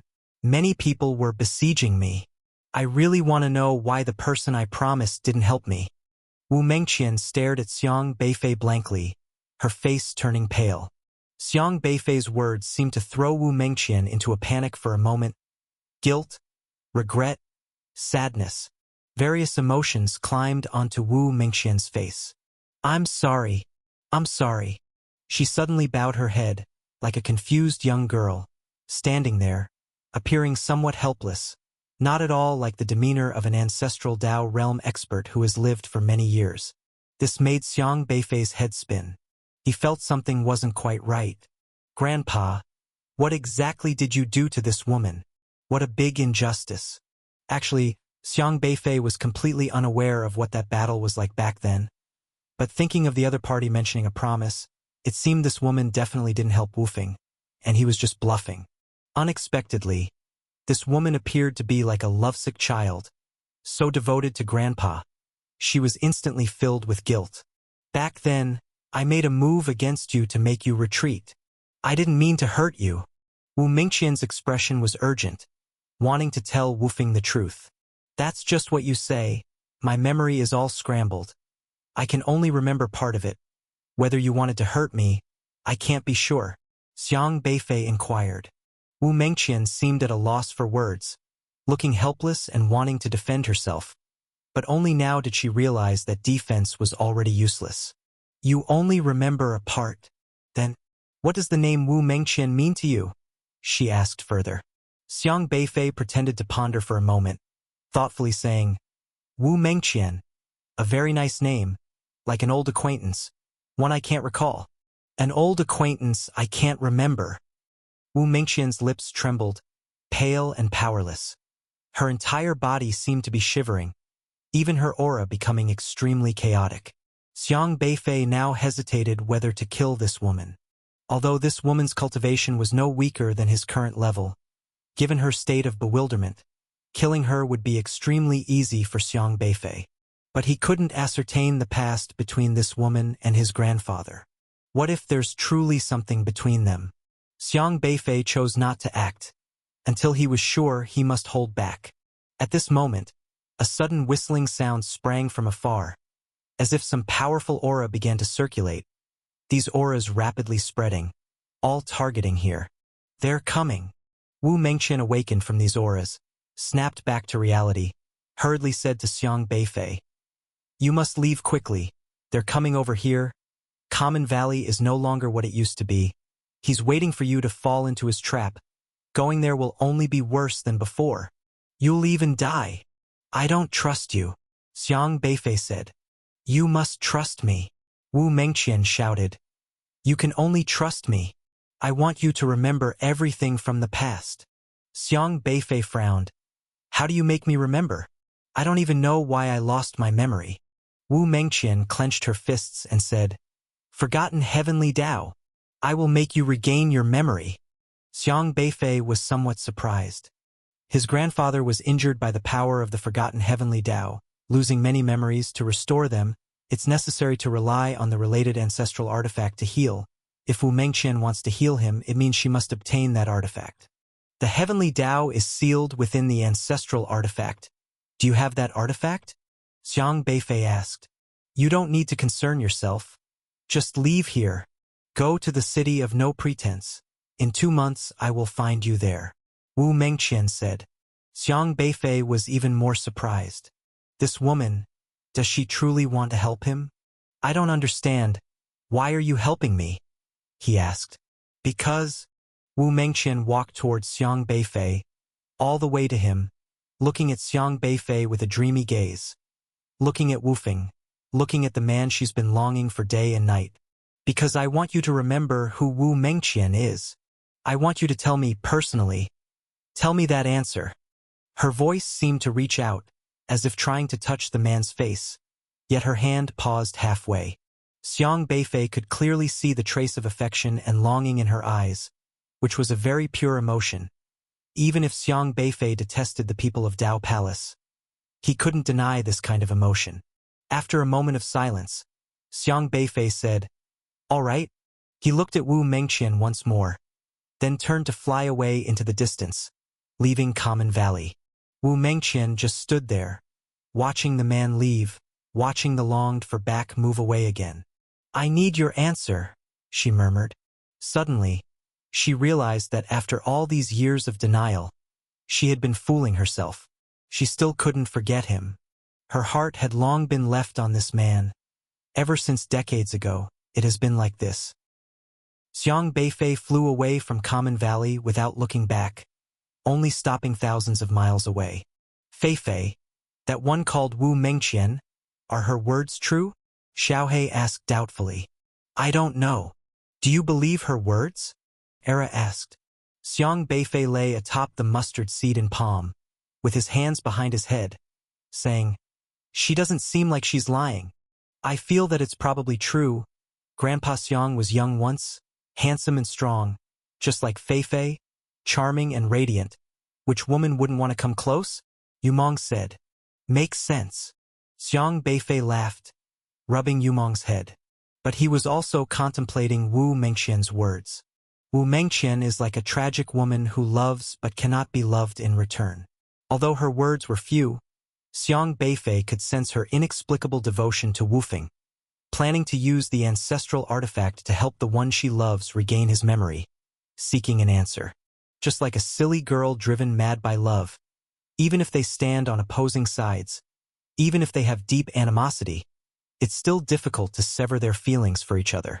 The relationship between Grandpa Xiang and Wu Mengqian seems very familiar, doesn't it? Era muttered. It's just like the dramas on Zhuzhou TV. The demon Dao female lead accidentally saves the righteous Dao male lead deep in the mountains, and they develop feelings not knowing each other's true identities. The male lead, burdened with hatred, storms into the demon Dao's stronghold, encounters the female lead, stands on opposing sides, breaks up painfully, beginning a poignant love story full of sorrow and longing. The relationship between Grandpa Xiang and Wu Mengqian could be the basis for a 52-episode love fantasy drama on Zhuzhou, and I've thought of the name already, called Wu Feng, with Grandpa Xiang as the lead male role. Xiaohe said earnestly. "Xiaohe, what about us? Can we be the second male leads in it?" Yumong excitedly asked. "We can be the main characters of the sequel to Wu Feng," Xiaohe said seriously. "Awesome. I want to be the lead male role in the sequel," Yumong said eagerly, raising his hand. "You'd better be a supporting character," Era scoffed. "You're the supporting character." Yumong sat on Xiang Beifei's shoulder, eagerly asking, "If we're shooting the sequel, what's the title?" "Something majestic," Era quickly interjected. "Call it Kylan Chronicles." "Ugh, shameless," Yumong said disdainfully. "Then how about All the Way North?" Era suggested again. "Sounds like a city struggle drama." Xiaohe stroked his chin, his eyes twinkling, and said, "The sequel to Wu Feng should be called Kai Feng." "That's great. That's great." "Xiaohe, come on. Let me get you a pen. You write the storyline." Xiang Beifei chuckled in disbelief. These three really have no fear of chaos, talking about this topic and then suddenly veering off it. After a while of joking around, the three little ones finally calmed down and returned to the topic. "If she really brings the ancestral artifact, should we forcibly seize it?" Xiaohe asked. "Seize it? Why wouldn't we? Why miss out on something handed over to us?" Era said nonchalantly. "Exactly. If they're missing an ancestral artifact, our chances increase, Yu Mong said. Xiang Beifei didn't express his opinion. He wanted to figure out the relationship between Grandpa Xiang and Wu Mengqian before deciding how to deal with this woman. If possible, he even wanted to return to Juzhou and bring Grandpa Xiang over. However, Grandpa Xiang is currently severely injured by the heavenly Tao and cannot wake up. Forget her. Let's first look at the 79 ancestral artifacts brought here. Now we have a solid foundation. Xiang Beifei took out the Spirit Gathering Book. All 79 artifacts were sealed in the Spirit Gathering Book without exception. Due to the urgency, he didn't have time to tame these artifacts but relied on the powerful capabilities of the Spirit Gathering Book to capture them all, which wasn't easy. However, ancestral artifacts are not easily subdued. They have their own consciousness and have become complete now, making them even harder to tame. Fortunately, Xiang Beifei is not without means. If the artifacts cannot be tamed, then he planned to devour them. He spent a long time negotiating with these 79 ancestral artifacts. But evidently, the restored ancestral artifacts were quite aggressive. Most of them were unwilling to use them and refused to compromise with Xiang Beifei. At the same time, these 79 ancestral artifacts, due to the different heavenly Tao powers sealing them, had varying degrees of power, many being stronger than Xiang Beifei, with only a few being weaker. Xiang Beifei could only suppress 18 of these artifacts, and the rest he couldn't fully subdue yet. Among these 18 artifacts, 14 were willing to submit to Xiang Beifei, and these 14 artifacts could resonate with him and be used by him. But the remaining 4, despite not being powerful, had quite aggressive tempers and, defeated by Xiang Beifei, still refused to be controlled, behaving like rebels. Then you have no reason to exist. Without any hesitation, Xiang Beifei allowed Yu Divine Steel to devour these artifacts. Because the brick and Wufeng are not complete, their powers were slightly lacking, so he relied on the Yu Divine Steel. The Yu Divine Steel is a complete ancestral artifact. Typically calm and indifferent to worldly affairs, it's quite easy to deal with, and with Xiang Beifei's help, the 4 artifacts were devoured by the steel. However, he still couldn't control the other artifacts, as their powers were greater than that of the Yu Divine Steel, where bigger fish eat smaller fish, but smaller fish cannot eat shrimp. To completely devour them would have to wait until Xiang Beifei progresses to the late ancestral Tao stage. Currently, he didn't dwell on this too much but took the artifacts to the Kangji Abyss, using the controllable artifacts to protect the place. Mindful of the task, he used the brick to create a time-slowing field to help Luo Shanyu and Fu Yuzi cultivate, needing to ensure that the human race has more ancestral Tao realm experts, not relying solely on him. Last time, Luo Shanyu used the power left by Daoist Qingde to exert ancestral Tao realm power, but he was not initially an expert at that level, so promoting his cultivation was necessary. Fu Yuzi was currently in the late inquiring Tao stage, and with Xiang Beifei's assistance, he finally stepped into the ancestral Tao realm. Xiang Beifei began planning the counterattack on the Tao Palace. Common Valley descended into chaos. After Xiang Beifei zoomed away, the Tao Palace members finally reacted. Wu Fengruo looked at the looted Common Valley with a completely changed expression. Where are the ancestral artifacts? Damn it, where are they? Wu Fengruo shouted in fury. The Murder Sealing Sword was missing, the 7 Birds Iron Fan was missing, the 10,000 Souls Bow was missing, the Primordial Gourd was missing, the Heavenly Gate was missing. All the ancestral artifacts in Common Valley were gone. They were all waiting for Wufeng to storm in and seize the sword body. Everyone was thoroughly prepared, just waiting to battle Wufeng to the death. But who'd have thought? Wufeng never showed up, and by the time they realized, the backyard was completely emptied. Dozens of ancestral Tao realm experts joined forces to guard, but couldn't keep these ancestral artifacts safe. They were all played like fools. This was an absolute humiliation. How on earth did he move the ancestral artifacts? Wu Fengruo asked incredulously as he looked at the bare Common Valley. This was a ghost. For 10,000 years, Common Valley kept these ancestral artifacts trapped here, as their fragments scattered everywhere, impossible to gather. Tao Palace had been tirelessly searching but to no avail, placing various formations and luring countless races here to collect these artifacts. But over the years, the artifact fragments remained missing. Yet, who would have thought that in less than a day's time, the ancestral artifacts would suddenly be moved? This infuriated all the guards of Dao Palace's ancestral Dao realm. Could it be that Wu Feng was after these ancestral artifacts, not his own sword body?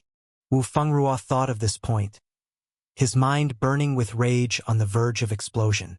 He had been played like a monkey by Wu Feng. But how did the other party manage to collect all the ancestral artifact fragments? Wu Fengrua couldn't figure it out. The Dao Palace was now extremely furious. Currently, only 2 ancestral artifacts remained in Common Valley, one being the 3-legged cauldron, the other being the sword body of the Wu Feng broken sword. However, the significance of those 79 ancestral artifacts was not weaker than these 2 key human race ancestral artifacts. Search every race, every city, and search every corner of the earth to retrieve the ancestral artifacts. The highest earth god of Dao Palace, Hutu, issued the command. The entire Dao Palace was shrouded in an atmosphere of murder. Have you heard? All the ancient legacies in Common Valley have disappeared.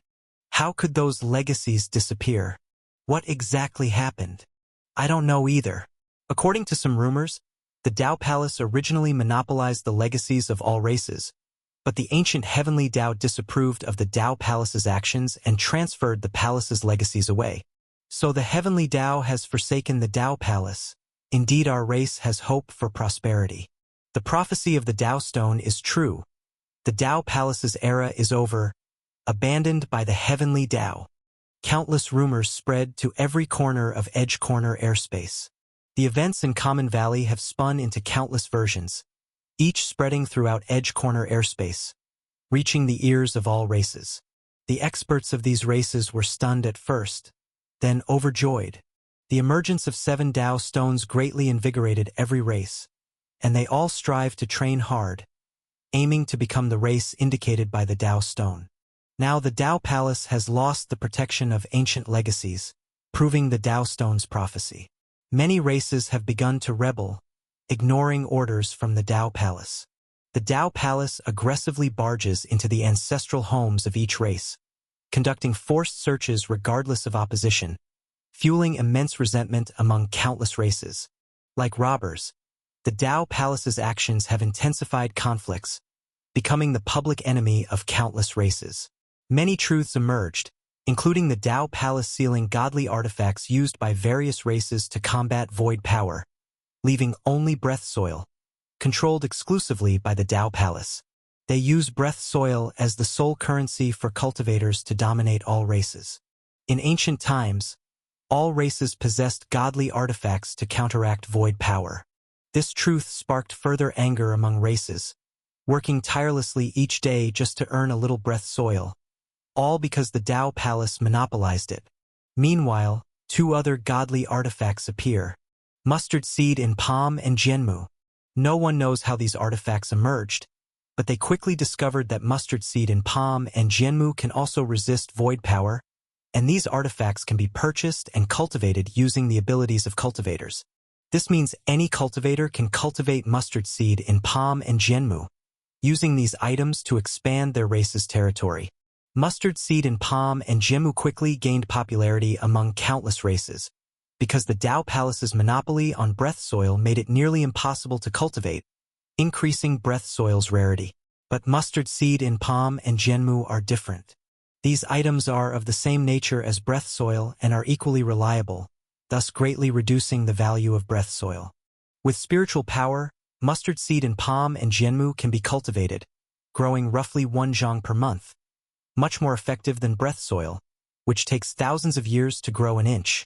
One can independently cultivate Mustard Seed in Palm and Jianmu, while breath soil is nearly impossible to cultivate. Anyone with a clear mind knows which to choose. Hence, various races began to purchase and cultivate Mustard Seed in Palm and Jianmu, resulting in breath soil, previously the standard currency in Edge Corner airspace, becoming devalued. The depreciation of breath soil further diminished the Dao Palace's credibility, rendering the rewards of the heaven and earth ranking irrelevant. Earth ranking 200th place, receiving 1 zhang of soil every 10 years, but mustard seed and palm and Jianmu can achieve this in a month. Who would bother with the heaven and earth ranking? These events were naturally orchestrated by Xiang Beifei.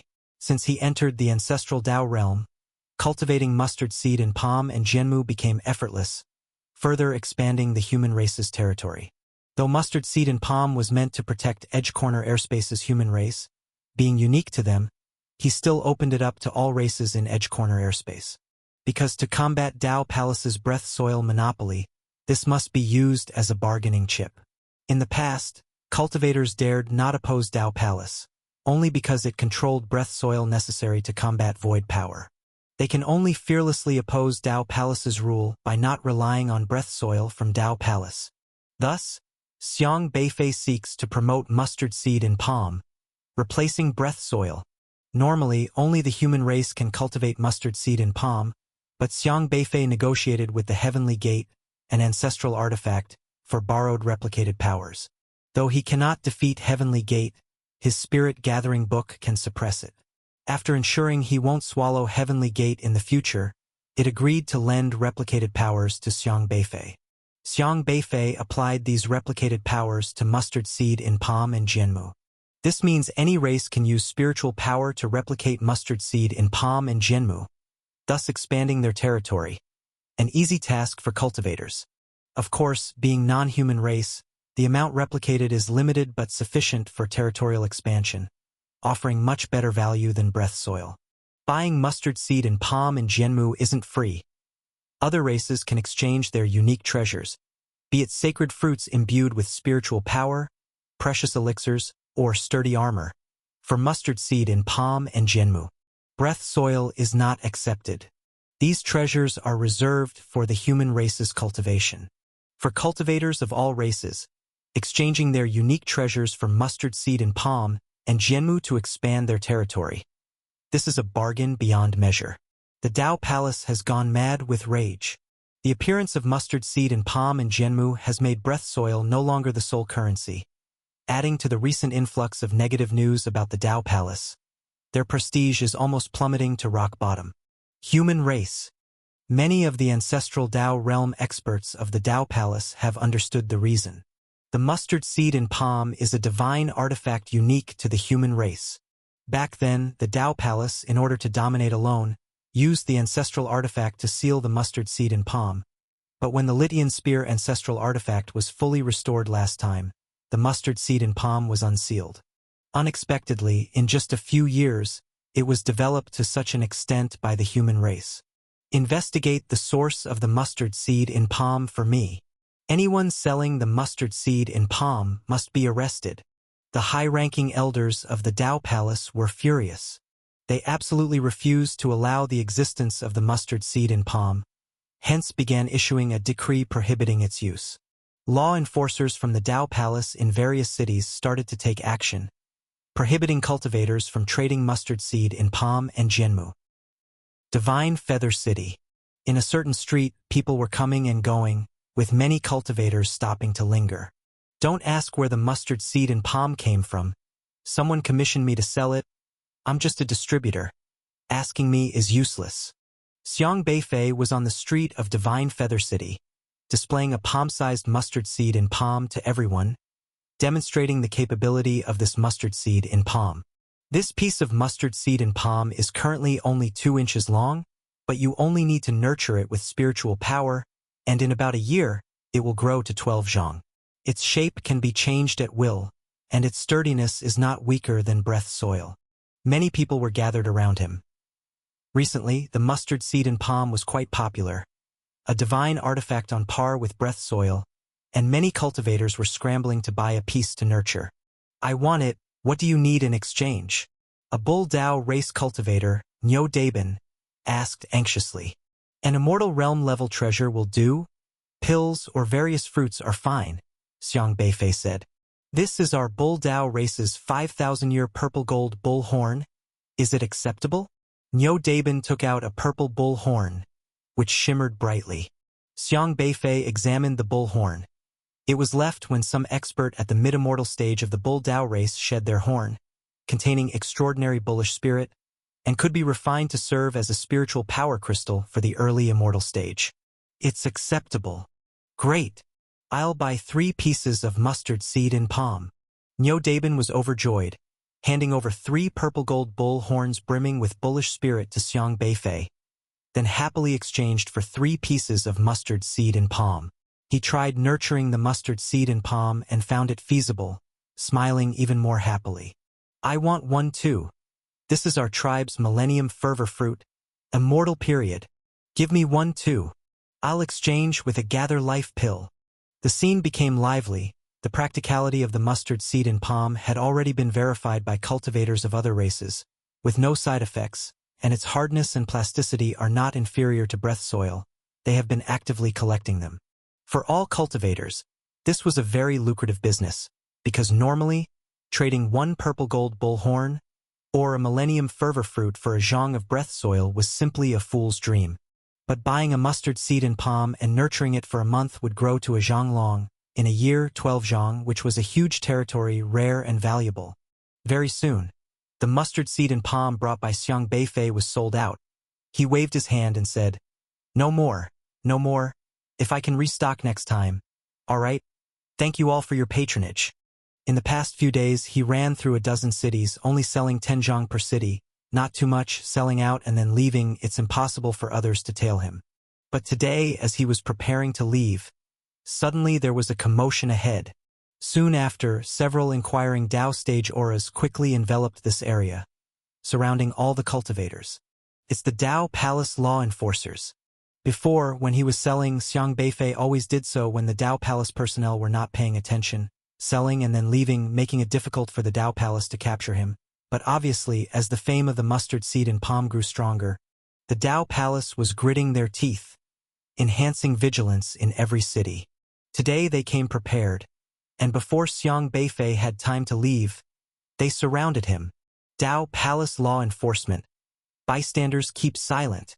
A man in a black robe with a cold expression walked over, exuding a powerful aura, clearly a mid-inquiring Dao stage expert. Once he appeared, a strong pressure immediately intimidated everyone. Isn't this Wu Lengchan? What? Wu Lengchan, the legendary first on the heavenly ranking? Oh my! It's actually the first on the heavenly ranking. People with sharp eyes already recognized the visitor's identity, and many cultivators were very surprised to hear that the person before them was the first on the heavenly ranking. Immortal at 100 years, inquiring Dao at 200, inquiring Dao at 500. An absolutely terrifying genius.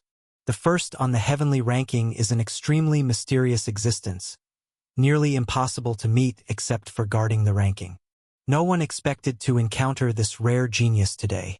Many cultivators became vigilant, turning their gazes towards Wu Lengchan, as this was their future opponent. You're the one selling the mustard seed in palm? Wu Lengchan's gaze fell on Xiang Beifei. A powerful sense of oppression surged in his eyes like a stormy wave pressing towards Xiang Beifei, trying to suppress him. However, Xiang Beifei merely raised an eyebrow slightly, completely unconcerned about the oppression. Don't you know that the Dao Palace has issued a decree prohibiting anyone from selling mustard seed in palm? You dare defy the Dao Palace's order? Wu Lengchan shouted at Xiang Beifei. Oh? Mustard seed in palm can help all fellow cultivators resist void power, protecting every race from its harm. Why can't it be sold? Xiang Beifei retorted. Because it's the Dao Palace's decree. The Dao Palace's decree must be unconditionally followed. The Dao Palace's will is the will of the heavenly Dao. Whoever dares to disobey shall be killed without mercy. Wu Lengchan stared at Xiang Beifei domineeringly, a piercing killing intent in his eyes. Recently, Dao Palace heard of someone selling the mustard seed in palm, so they dispatched various experts to thoroughly investigate this matter. And today they finally caught a seller, which was just the right moment. The emergence of the mustard seed in palm undermined the status of breath soil, garnering such enthusiastic support from cultivators, something the Dao Palace absolutely wished to prohibit. I remember that the Dao Palace's purpose was to protect all races. Mustard seed in palm can also protect everyone, so why does the Dao Palace prohibit it? Don't you want us to have more ways to protect ourselves? Xiang Beifei asked unhurriedly. His words quickly gained the support of the surrounding cultivators, who rallied around Xiang Beifei. That's right. Why aren't we allowed to use mustard seed in palm? Just because you can use breath soil, we can't use mustard seed in palm. Niu Dabin from the Bull Dao race shouted angrily. You, Dao Palace, have been overbearing for so many years. At first, due to breath soil, we tolerated it. Now we won't put up with it, shouted a cultivator from the sidewalking tribe. Yes, the heavenly Dao is not benevolent. Our race is on the rise. The Dao Palace has lost the unique favor of the heavenly Dao. Now is the time for our rise, echoed a Beast Dao race expert. Protests from masters of various other races followed closely. Since the appearance of the 7 Dao stones, numerous races believed themselves to be the chosen ones of the heavenly Dao, meant to replace the Dao Palace, which has now gone too far, resulting in public outrage. Wu Lengchan's face turned extremely grim.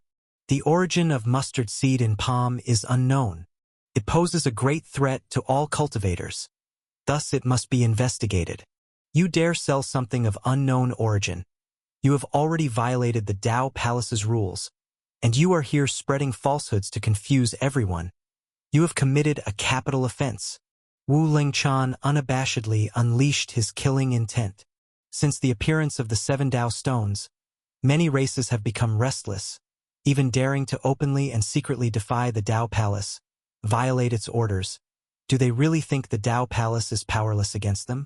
He is here to make a clear and forceful example, to let all cultivators understand the consequences of defying the Dao Palace. In Wu Lengchan's eyes, Xiang Beifei was already a dead man. Men, register all the cultivators who purchased the mustard seed in palm, confiscate the seeds from them, and anyone who dares to disobey shall be punished. Wu Lengchan shouted loudly, and soon a dozen or so powerful Dao Palace law enforcers appeared around, each exuding a very strong aura, all of whom were cultivators in the Inquiry Dao realm. As soon as they appeared, they surrounded those cultivators who had just purchased the mustard seed in palm. Hand over the mustard seed in palm and Zhenmu. The aura of the Inquiry Dao realm was exceedingly powerful, and most of the cultivators present were in the immortality and heavenly connection realms. When faced with the forcible enforcement of the Dao Palace experts, they were extremely indignant. But no matter how angry they were, they had no way to resist, not even able to move. The power disparity was too great. Even if they were convinced that the Dao Palace was headed for decline and their own race was destined to rise, the Dao Palace had obviously come prepared this time, dispatching masters skilled enough to suppress them. Wu Lengchan had been fixating on Xiang Beifei, knowing that many races were starting to rebel against Dao Palace's rule because of the Dao Stone. Now he had to employ iron-fisted means to warn all the races about who truly was the master of Edge Corner airspace. You have violated the Dao Palace's prohibitions, secretly colluding with the human race, and selling harmful items to cultivators. Your crimes are outrageous. Today, I will first take you down.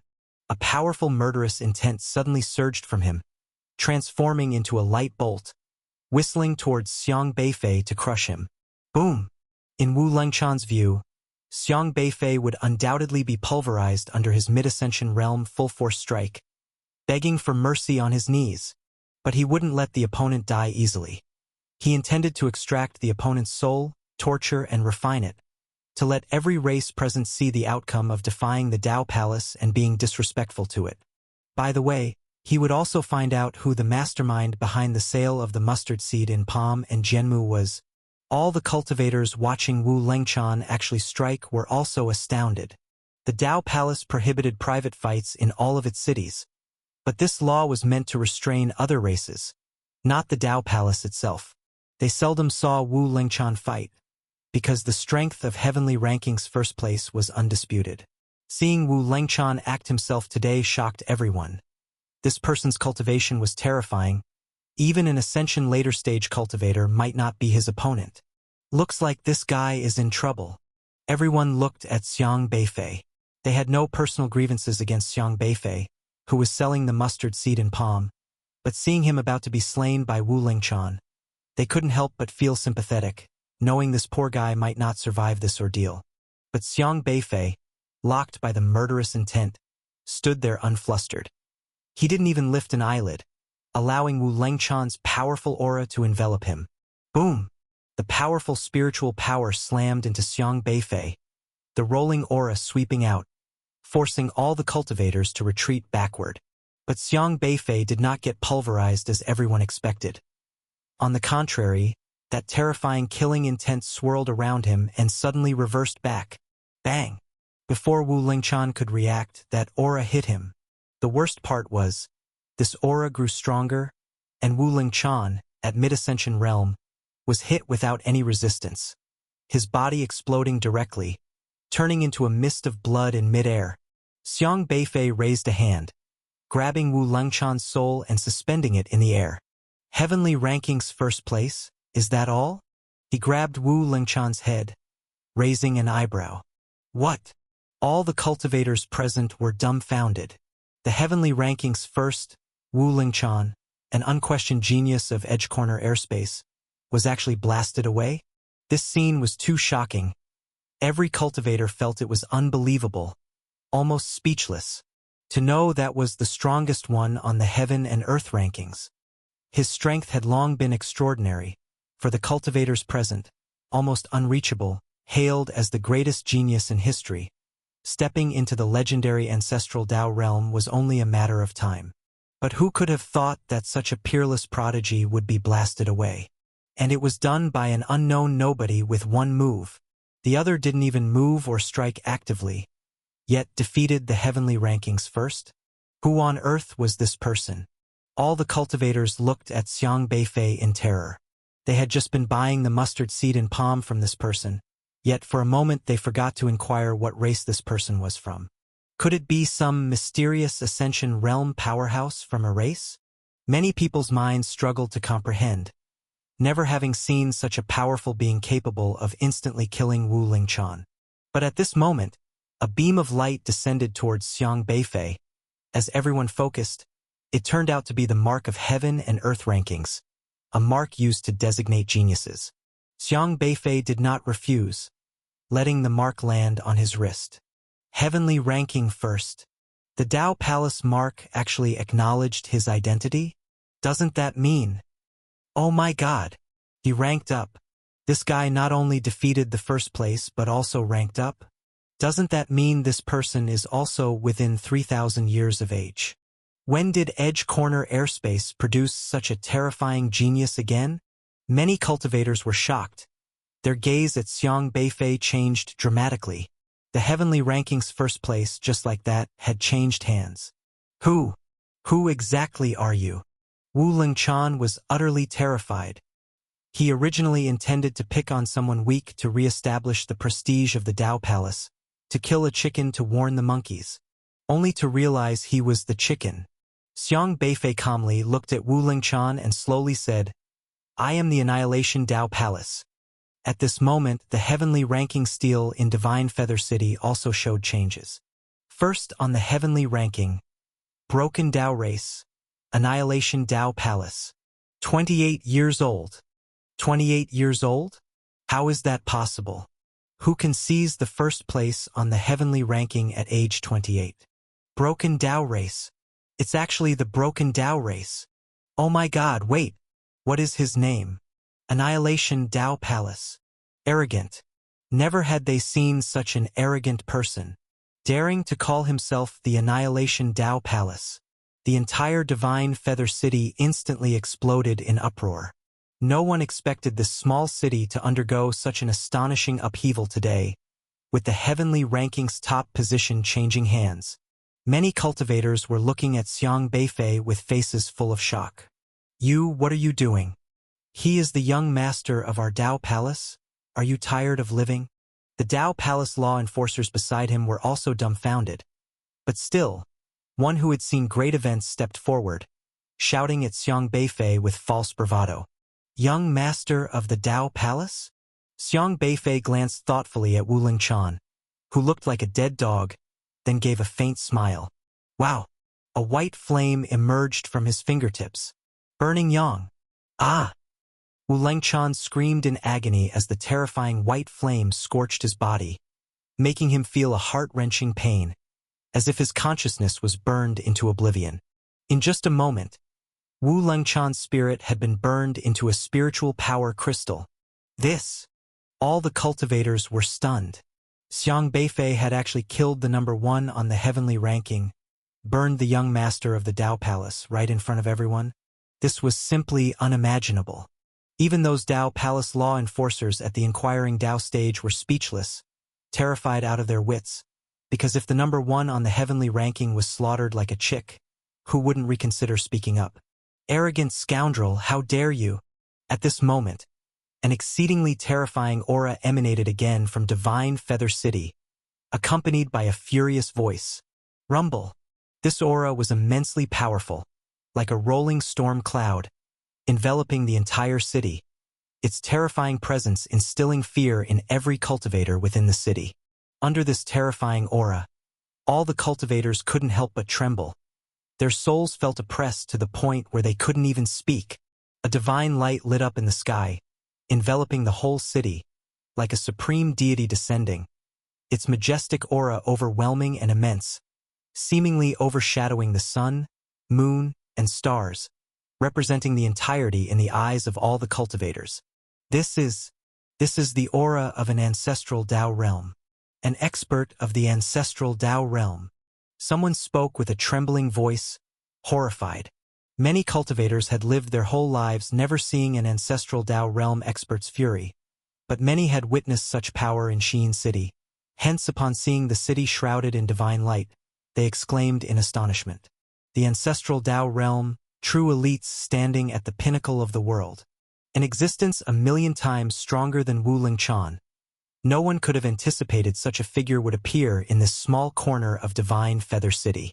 But clearly, the ancestral Dao realm expert shrouded in divine light was now enraged by Wu Lengchan's death.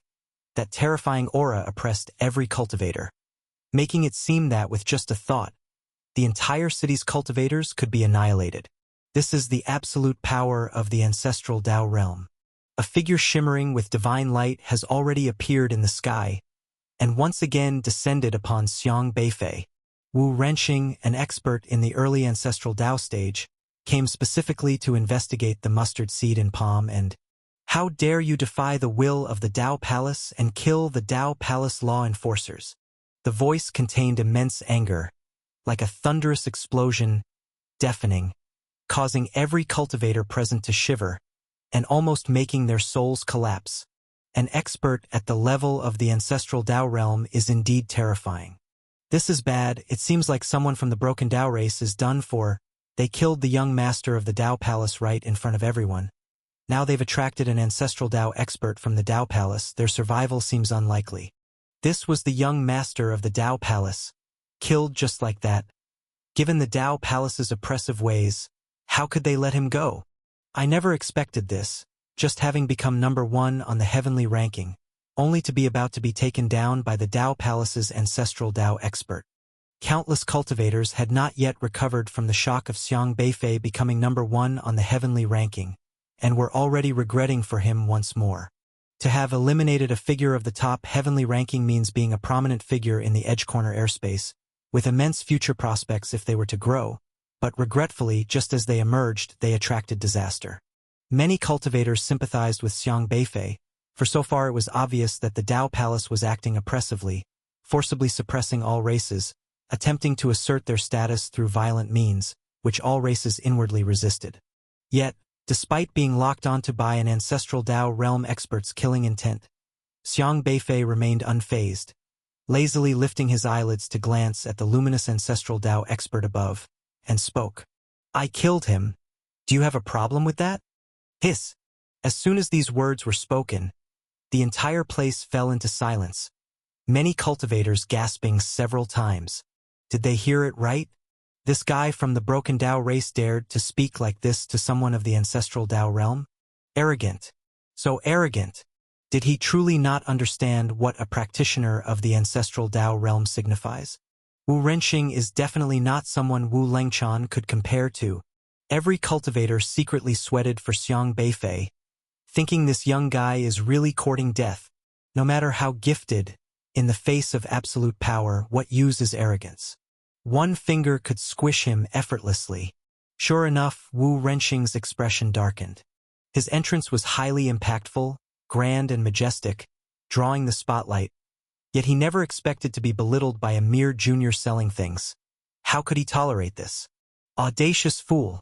Today I'll teach you how to speak before someone more powerful than you. Wu Renqing bellowed suddenly, his voice condensed into sharp sound waves, directly targeting Xiang Beifei's soul. A roar that seemed to shake mountains, causing the ground to wail and the void to twist.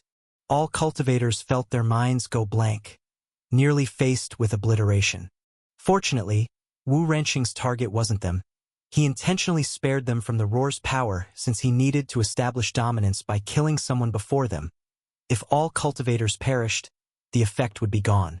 Yet everyone understood. This terrifying roar, with merely a late ascending Dao cultivation, there was no resisting it. But just when everyone thought Xiang Beifei would be shattered by the roar, they suddenly saw a shadow flash in the air.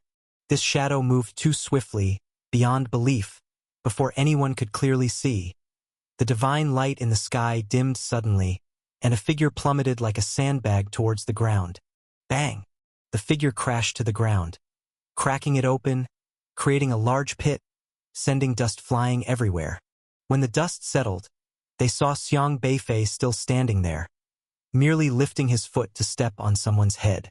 Upon taking a closer look, the one trampled under Xiang Beifei's foot was none other than Wu Renqing, still radiating divine light. Ah!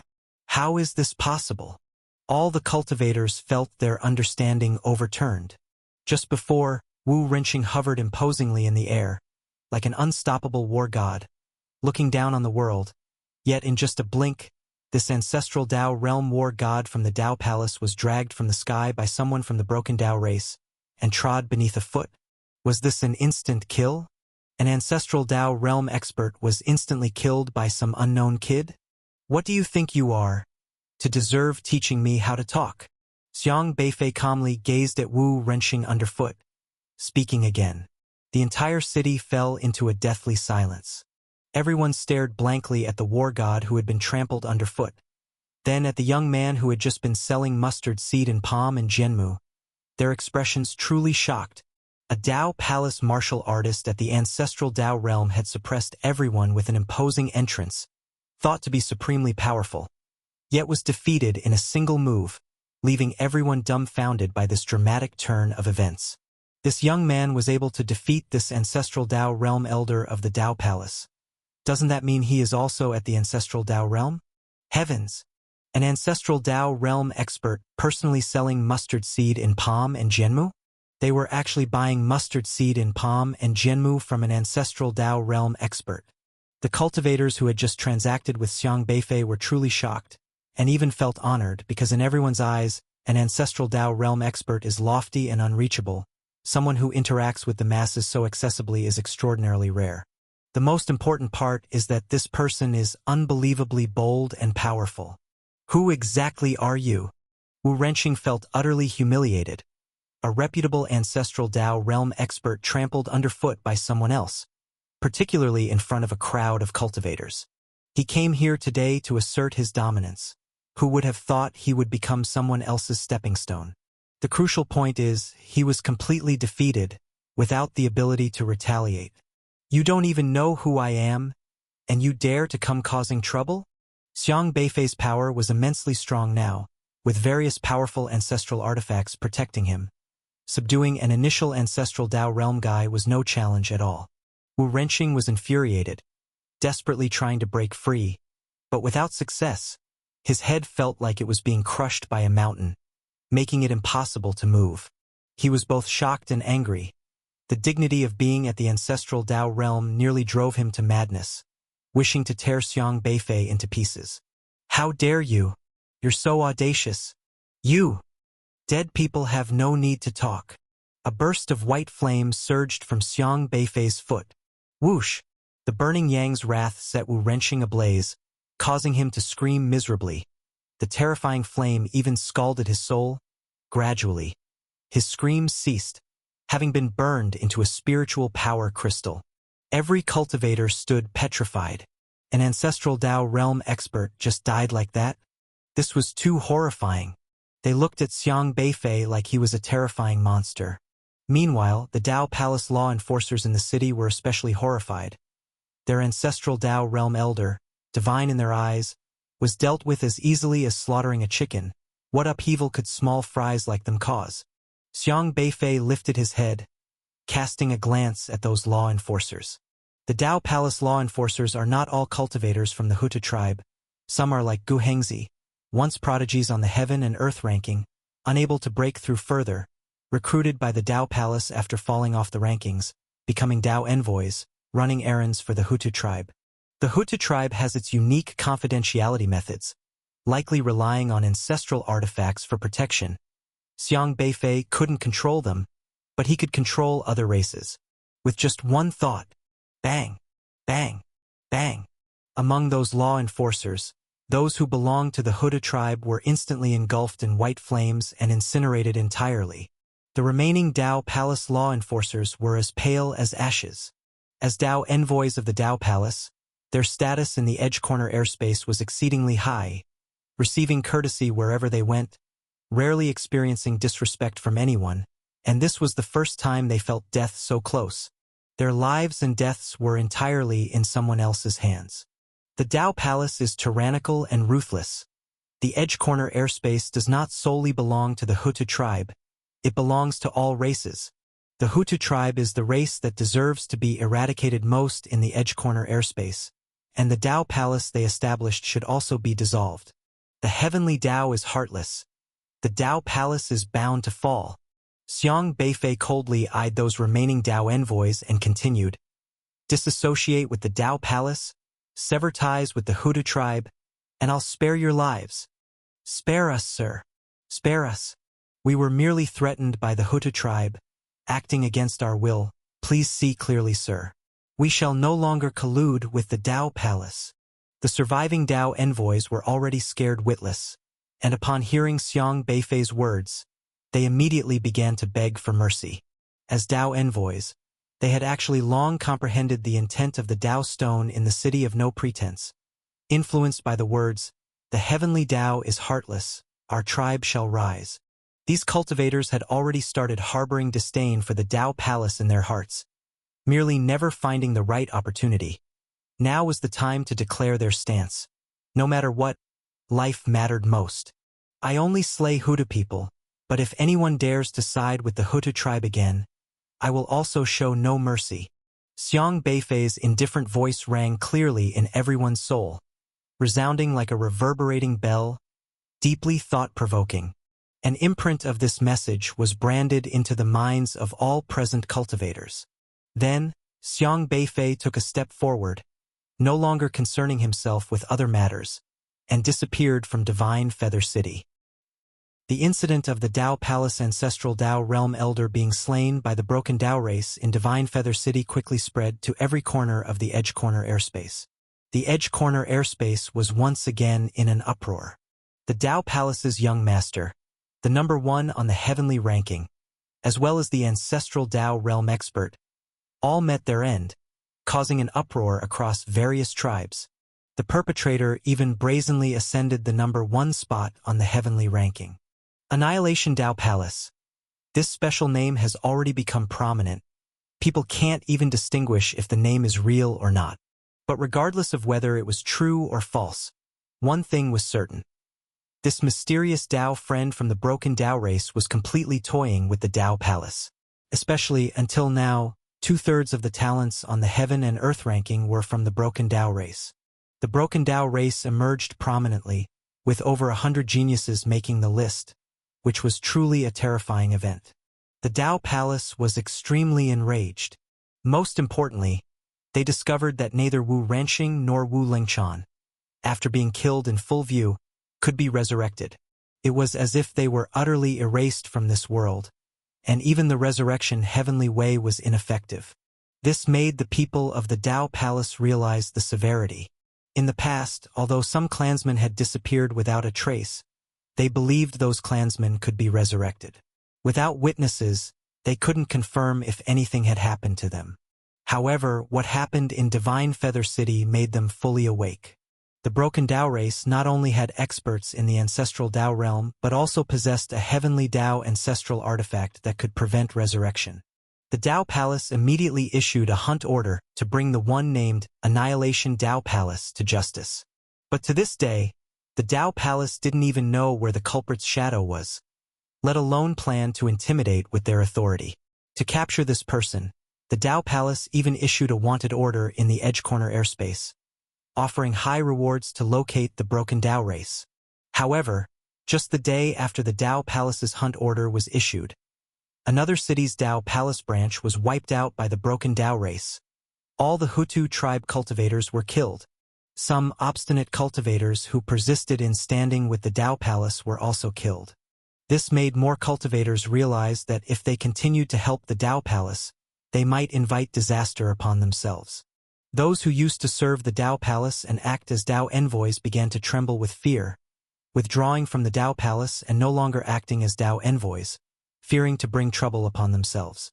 As for the so-called Dao Palace's wanted order, no race paid it any mind. In no time, the Dao Palace hadn't yet fallen, but its supporters scattered. Each race hurried to dissociate from the Dao Palace. Subsequently, the third city, the fourth city, in just 7 days, the Dao Palace branches in 30 cities were wiped out. All Hutu tribe experts were eradicated. Yet the Dao Palace still couldn't even catch a glimpse of the culprit. This further confirmed the legend of the city of no pretense. Heavenly Dao is ruthless, our race shall rise. And every race became more convinced of one thing. The Dao Palace, indeed, was on the decline. Many cities experienced revolts against the Dao Palace, and its rules could no longer restrain the cultivators. They were unwilling to follow the Dao Palace's commands, confident their own races would achieve a revival. The first step to revival, naturally, was to break free from the Dao Palace's rules. The entire Edge Corner airspace began to fall into chaos, and a large number of mustard seed in Palm and Jianmu were being traded continuously. Countless people abandoned breath soil, choosing mustard seed in Palm and Jianmu to protect their territories. This is the first step towards an all-out war against the Dao Palace. Xiaohe snapped his fingers, exceedingly proud. Lately, many Hutu tribe people had died, all killed by them. Xiang Beifei had no mercy when killing these Hutu tribe people. For the last 100,000 years, the human race had been hunted by the Dao Palace, captured, tortured, and persecuted as sacrifices, hiding, living like rats in fear, enslaved and massacred by various races. Billions of human race members had tragically died at the hands of the Dao Palace. Now he was merely beginning his revenge. The human race and the Hutu tribe were already in an unending conflict. Xiang Beifei's goal was simple: to annihilate the Hutu tribe. Of course, the recent incidents drew the Dao Palace's attention. They became cautious. They initially wanted to capture Xiang Beifei, but it was impossible to catch him since they lacked any information about him and didn't know his whereabouts. If they set a trap, Xiang Beifei simply wouldn't appear. Helplessly, they summoned all the Hutu tribe people back to Xin City and Xiang City. These two cities originally had interactions with other race cultivators, but they were now expelled. Now Xin City and Xiang City became the Dao Palace's stronghold, with ancestral Dao realm experts patrolling, ready and vigilant, protecting the Hutu tribe. Attempting another move would be somewhat troublesome too. But at least, after the Hutu tribe people withdrew from various cities, the Dao Palace lost its footing in each city. Previously, the Dao Palace had a Hutu tribe member stationed in each city, handling daily affairs, but now they were afraid and began to withdraw their people. However, with them withdrawn, the cities lacked leadership. Numerous races began vying for the position of city lord, and powerful races quickly occupied the cities, establishing themselves as kings. And those powerful races, naturally, were those with ancestral Dao realm experts to occupy the cities, each intending to begin expanding their territories, establishing their own domains. This made the Dao Palace even more troubled. On one hand, they wanted to intimidate those races. On the other, they had to guard against Xiang Beifei's sudden attacks, so they dared not send people out arbitrarily. The current Dao Palace was already in chaos. By the way, do you think Grandpa Xiang's old flame will come tomorrow? Xiaohe tilted his head and asked. After leaving Common Valley, Wu Mengqian said she would come to the city of No Pretense in 2 months to help Wu Fing restore his memory. According to Xiang Beifei's thought, Wu Mengqian had a high probability of bringing the ancestral artifact that sealed the forgotten heavenly Dao. I don't know, we'll see tomorrow. Xiang Beifei sat on the ramparts of Kongqing, watching the densely packed cultivators around. Until now, cultivators coming to the city of No Pretense to comprehend the Dao were still endless. The artistic conception contained in the 7 Dao stones was very exquisite, suitable for any cultivator. As long as the Dao stones didn't disappear, there would be no shortage of people here. He calmed his mind and began to cultivate. In the blink of an eye, a night passed. The early morning light fell on the broken ramparts of the city of No Pretense, giving this weathered city a touch of vitality. Xiang Beifei opened his eyes, pondering slightly, scanning his surroundings. To him, no matter how the Hutu tribe cultivators disguised themselves, they couldn't escape his eyes because he could use his own yin and yang source energy to present the other party's Dao embryo in a systematic way. Soon, his gaze focused on a void. The Hutu tribe people are here. Xiaohe got up, directing his gaze at the cultivators comprehending the Dao. Among those comprehending the Dao, over a dozen ancestral Dao realm experts had already arrived, disguised as ordinary cultivators, seamlessly blending in. To these ancestral Dao realm experts, their disguise was perfect, impossible to be discovered. But Xiang Beifei and Xiaohe could tell at a glance. 19, 20, 21. 21. Why did so many suddenly come? Xiaohe counted on his fingers, a bit puzzled. Could it be that Wu Mengqian has deliberately set a trap today to catch Grandpa Xiang? Yumong asked. It couldn't be, right? If Wu Mengqian truly wanted to catch Grandpa Xiang, she could have signaled for an ambush in Common Valley initially. Why wait until now? What do you think? Feifei, Xiaohe said. Era interjected. A woman's words are deceptive. Who knows if she has another purpose? Maybe she's had a change of heart because we've recently wreaked havoc on the Dao Palace. Xiaohe nodded. That's a possibility too.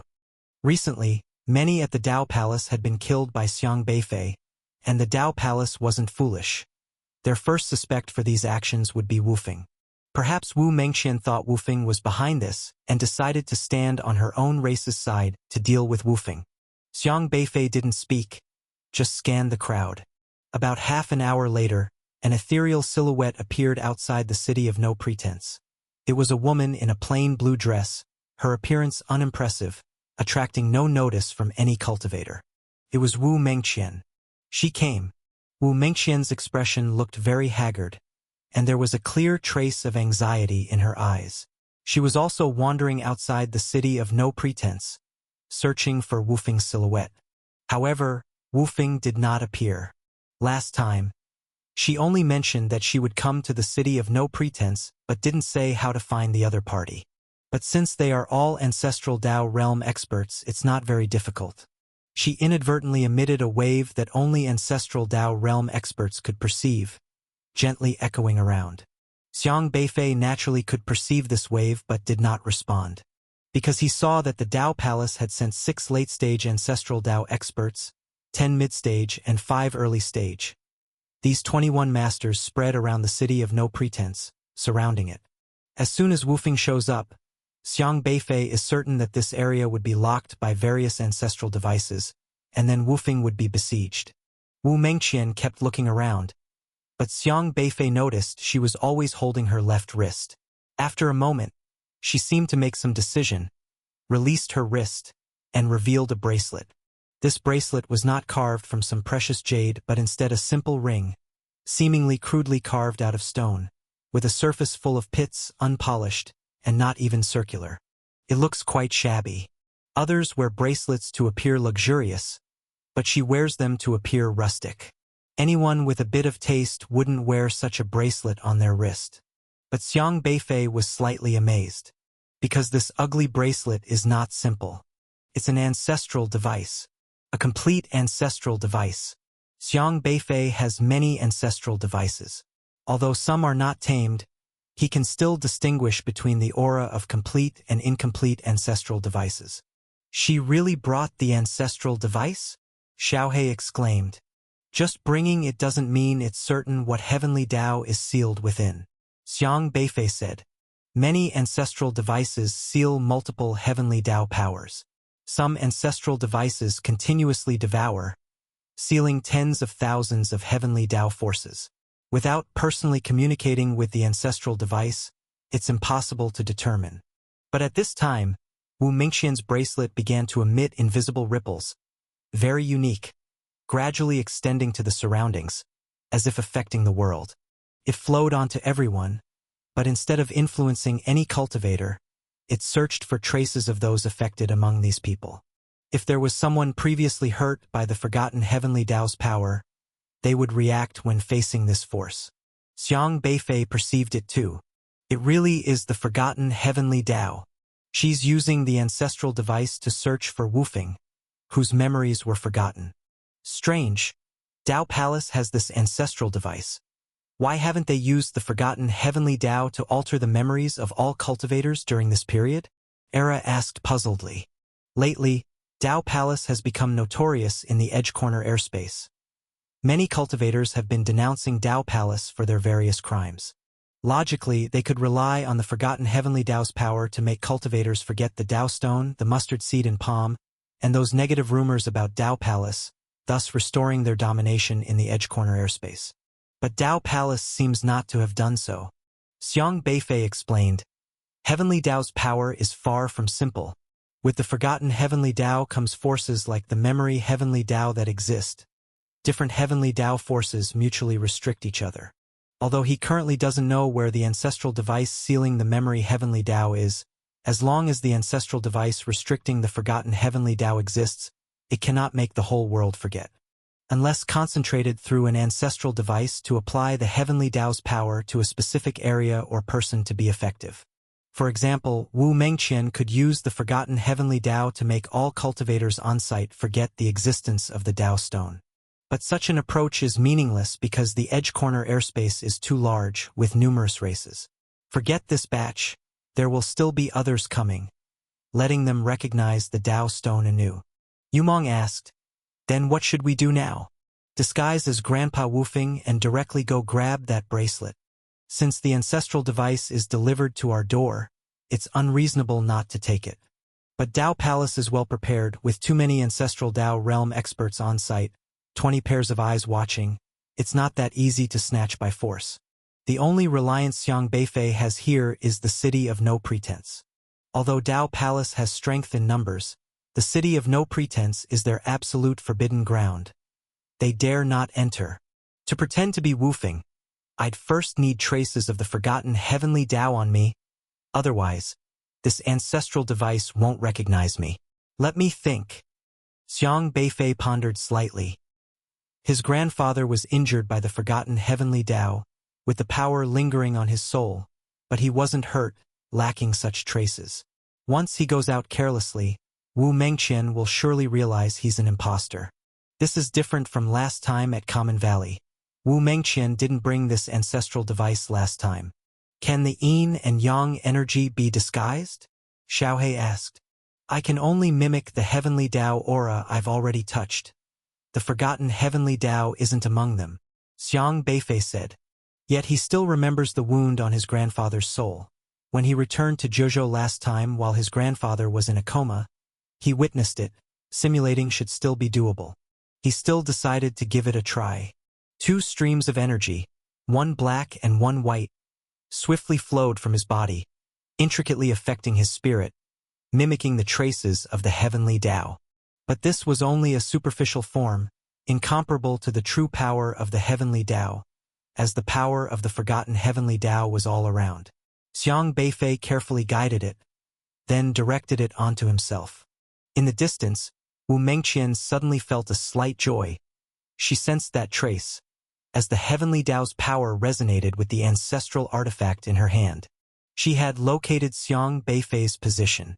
Strangely, Wu Mengqian did not rush over immediately, but instead sent a wave silently towards Xiang Beifei, hidden within the power of the forgotten heavenly Tao. Xiang Beifei frowned slightly. This wave was very peculiar, seemingly the sound of the heavenly Tao's power. Do not reveal yourself. They know I am coming to find you and force me to follow our agreement. A trap has been set here. Find a way to leave. Wu Mingqian's voice suddenly appeared in Xiang Beifei's mind. Her voice was urgent. Immediately, buzz, a faint wave. The power of the forgotten heavenly Tao quickly severed from Xiang Beifei, including the sound. Wu Mengqian withdrew the power of the ancestral artifact. But just then, with a swish, a figure silently appeared beside Wu Mengqian. It was an old man in a red Taoist robe, with beard and eyebrows burning like flames, looking particularly striking. It was Wu Zhejiu, late ancestral Tao sage, the master who once guarded the three-legged cauldron. When Wu Zhejiu appeared, none of the cultivators present noticed him. The place was crowded with people busy comprehending the Tao. No one spared them a second glance. Or perhaps, with Wu Zhejiu's skills, the cultivators here simply couldn't see his presence. Mengqian, you disappoint me greatly. Wu Zhejiu looked at Wu Mengqian. Wu Mengqian's complexion turned pale. You found him, didn't you? Wu Zhejiu asked. I don't know where he is. Wu Mengqian shook her head. Ha! Don't know? Ha ha! Do you really think I couldn't see through your little schemes? Wu Zhejiu said coldly. Wu Mengqian lowered her head, biting her lips tightly. She initially planned to secretly come here to find Wu Fing, help him regain his memory, and get his answers, but her intent was discovered. The Tao Palace's ancestral artifact had many methods, so Wu Mengqian could not hide from Wu Zhejiu. Wu Zhejiu decided to use this to force Wu Mengqian to follow an agreement and come here. Wu Mengqian had no choice but to agree because she had promised to meet Wu Fing here last time, so Wu Fing would likely come too. Even if she didn't reveal herself, Wu Zhejiu would use other means to ambush here. Thinking it over, she decided to comply and come here, taking the chance to inform Wu Fing to leave quickly while the others were unprepared. It seems Wu Fing is indeed nearby. Wu Zhejiu looked around coldly, smiling faintly. You cannot hide it from me. Don't think I don't know what you're up to. In matters of great importance, you don't know how to stand firm. So I'll help you. Wu Zhejiu waved his hand. A fierce, murderous intent flashed in his eyes. Buzz, buzz, buzz. Waves of terrifying energy rapidly spread, centered on the city of No Pretense, enveloping 1,000 miles in radius, sealing off the entire area. Unable to find Wu Fing's location, he prepared to slaughter the cultivators in the city of No Pretense area. Those with insufficient cultivation could not withstand attacks from the ancestral Tao realm. Only Wu Fing, an ancestral Tao realm cultivator, could withstand it. Thus, even if Wu Fing didn't want to show himself, he would have to. In no time, a layer of red aura covered the sky above the city of No Pretense. Countless grains of breath soil dust filled the sky, and with a crash, each grain of dust ignited into flames filled with fierce, murderous intent, turning the 1,000-mile radius into a sea of fire. What's happening? Where did these flames come from? Where is this murderous intent coming from? Cultivators outside the city of No Pretense, busy comprehending the Tao, were alarmed by the sudden flames, panicked to escape, but the area was sealed tightly, making escape impossible. Wu Fing, I know you are here. Today you cannot escape even with wings. It doesn't matter if you hide. If you don't come out, these people will die with you. Wu Zhejiu's icy voice echoed around the city of No Pretense. Cultivators were taken aback upon hearing these words. Wu Fing? The legendary Wu Fing of the human race? Wu Fing's name was well known among cultivators. Decades ago, a battle made Wu Fing a household name in the Edge Corner airspace. The Tao Palace issued a kill order against him. Meaning Wu Fing is here? That means the voice just now was from the Tao Palace. The Tao Palace is going to make us die with Wu Fing to catch him? Cultivators were instantly outraged. They had nothing to do with Wu Fing, yet couldn't believe the Tao Palace intended to kill them to force Wu Fing out. This made the cultivators resent the Dao Palace even more. But Wu Zhejiu did not care about the cultivators' anger. In his eyes, what did it matter if they knew the truth? Today, he intended to slaughter everyone here. Boom! The sky was filled with flames descending upon the cultivators. These flames emitted a terrifying temperature, enough to ignite the spiritual power and spirit of the cultivators. Under this absolute fire, no cultivator could escape unscathed. All the cultivators felt a deep despair, but they were powerless to resist the annihilating attack of the ancestral Dao realm. But just then, streaks of white mist appeared in the sky, swiftly sweeping the cultivators, carrying them to the corner of the city of no pretense walls. Buzz! A golden beam swept across, blocking the sky full of flames. The Dao Palace's actions are always so ruthless. Xiang Beifei's figure stood in the void, looking at Wu Zhejiu. Who is this person? Wu Feng. Many cultivators exclaimed. They didn't expect that, at a critical moment, the one who saved them would be Wu Feng. These clouds are the mustard seed in palm. Does this mean mustard seed in palm is related to Wu Feng? Wu Feng would actually come to save us? The Dao Palace claims to uphold justice yet wants to kill us, while Wu Feng, deemed a heretic, is the one saving us. These cultivators were filled with mixed feelings, further intensifying their hatred for the Dao Palace. Wu Zhejiu looked coldly at Xiang Beifei and said, "You finally came out." But he quickly furrowed his brows again. "You are not Wu Feng. Whether I am or not, to kill one person, you intend to make countless others perish, resorting to such ruthlessness. Does it matter if I am or not?" Xiang Beifei said. Wu Mengqian on the side was also very surprised to see Xiang Beifei appear. Initially, she thought it was Wu Feng and was worried, but it turned out to be someone else. Wu Zhejiu asked, "You are not Wu Feng. Why do you resonate with the forgotten heavenly Dao?" But soon, as he looked at those white clouds, he suddenly understood. Being able to control the mustard seed in palm, you are of the human race. You are not that stupid, Xiang Beifei said. Surprise flashed in Wu Zhejiu's eyes. For tens of thousands of years, the human race had been in hiding, and according to their gathered information, the human race was already in a half-dead state. Besides Wu Feng, there was no other ancestral Dao realm master. But unexpectedly, another ancestral Dao realm appeared, and the aura of this young man before him was very strange. At a glance, he couldn't perceive its depth. When did the human race cultivate such an ancestral Dao realm powerhouse? Wu Zhejiu's expression grew more solemn, but accompanying it was a deeper murderous intent. "I don't care if you are Wu Feng or not. Today you must die," Wu Zhejiu said coldly. Swish, swish, swish. In the sky, 20 strong ancestral Dao realm masters appeared again, intertwining their terrifying auras, encircling Xiang Beifei. Each ancestral Dao realm master exuded awe-inspiring murderous intent.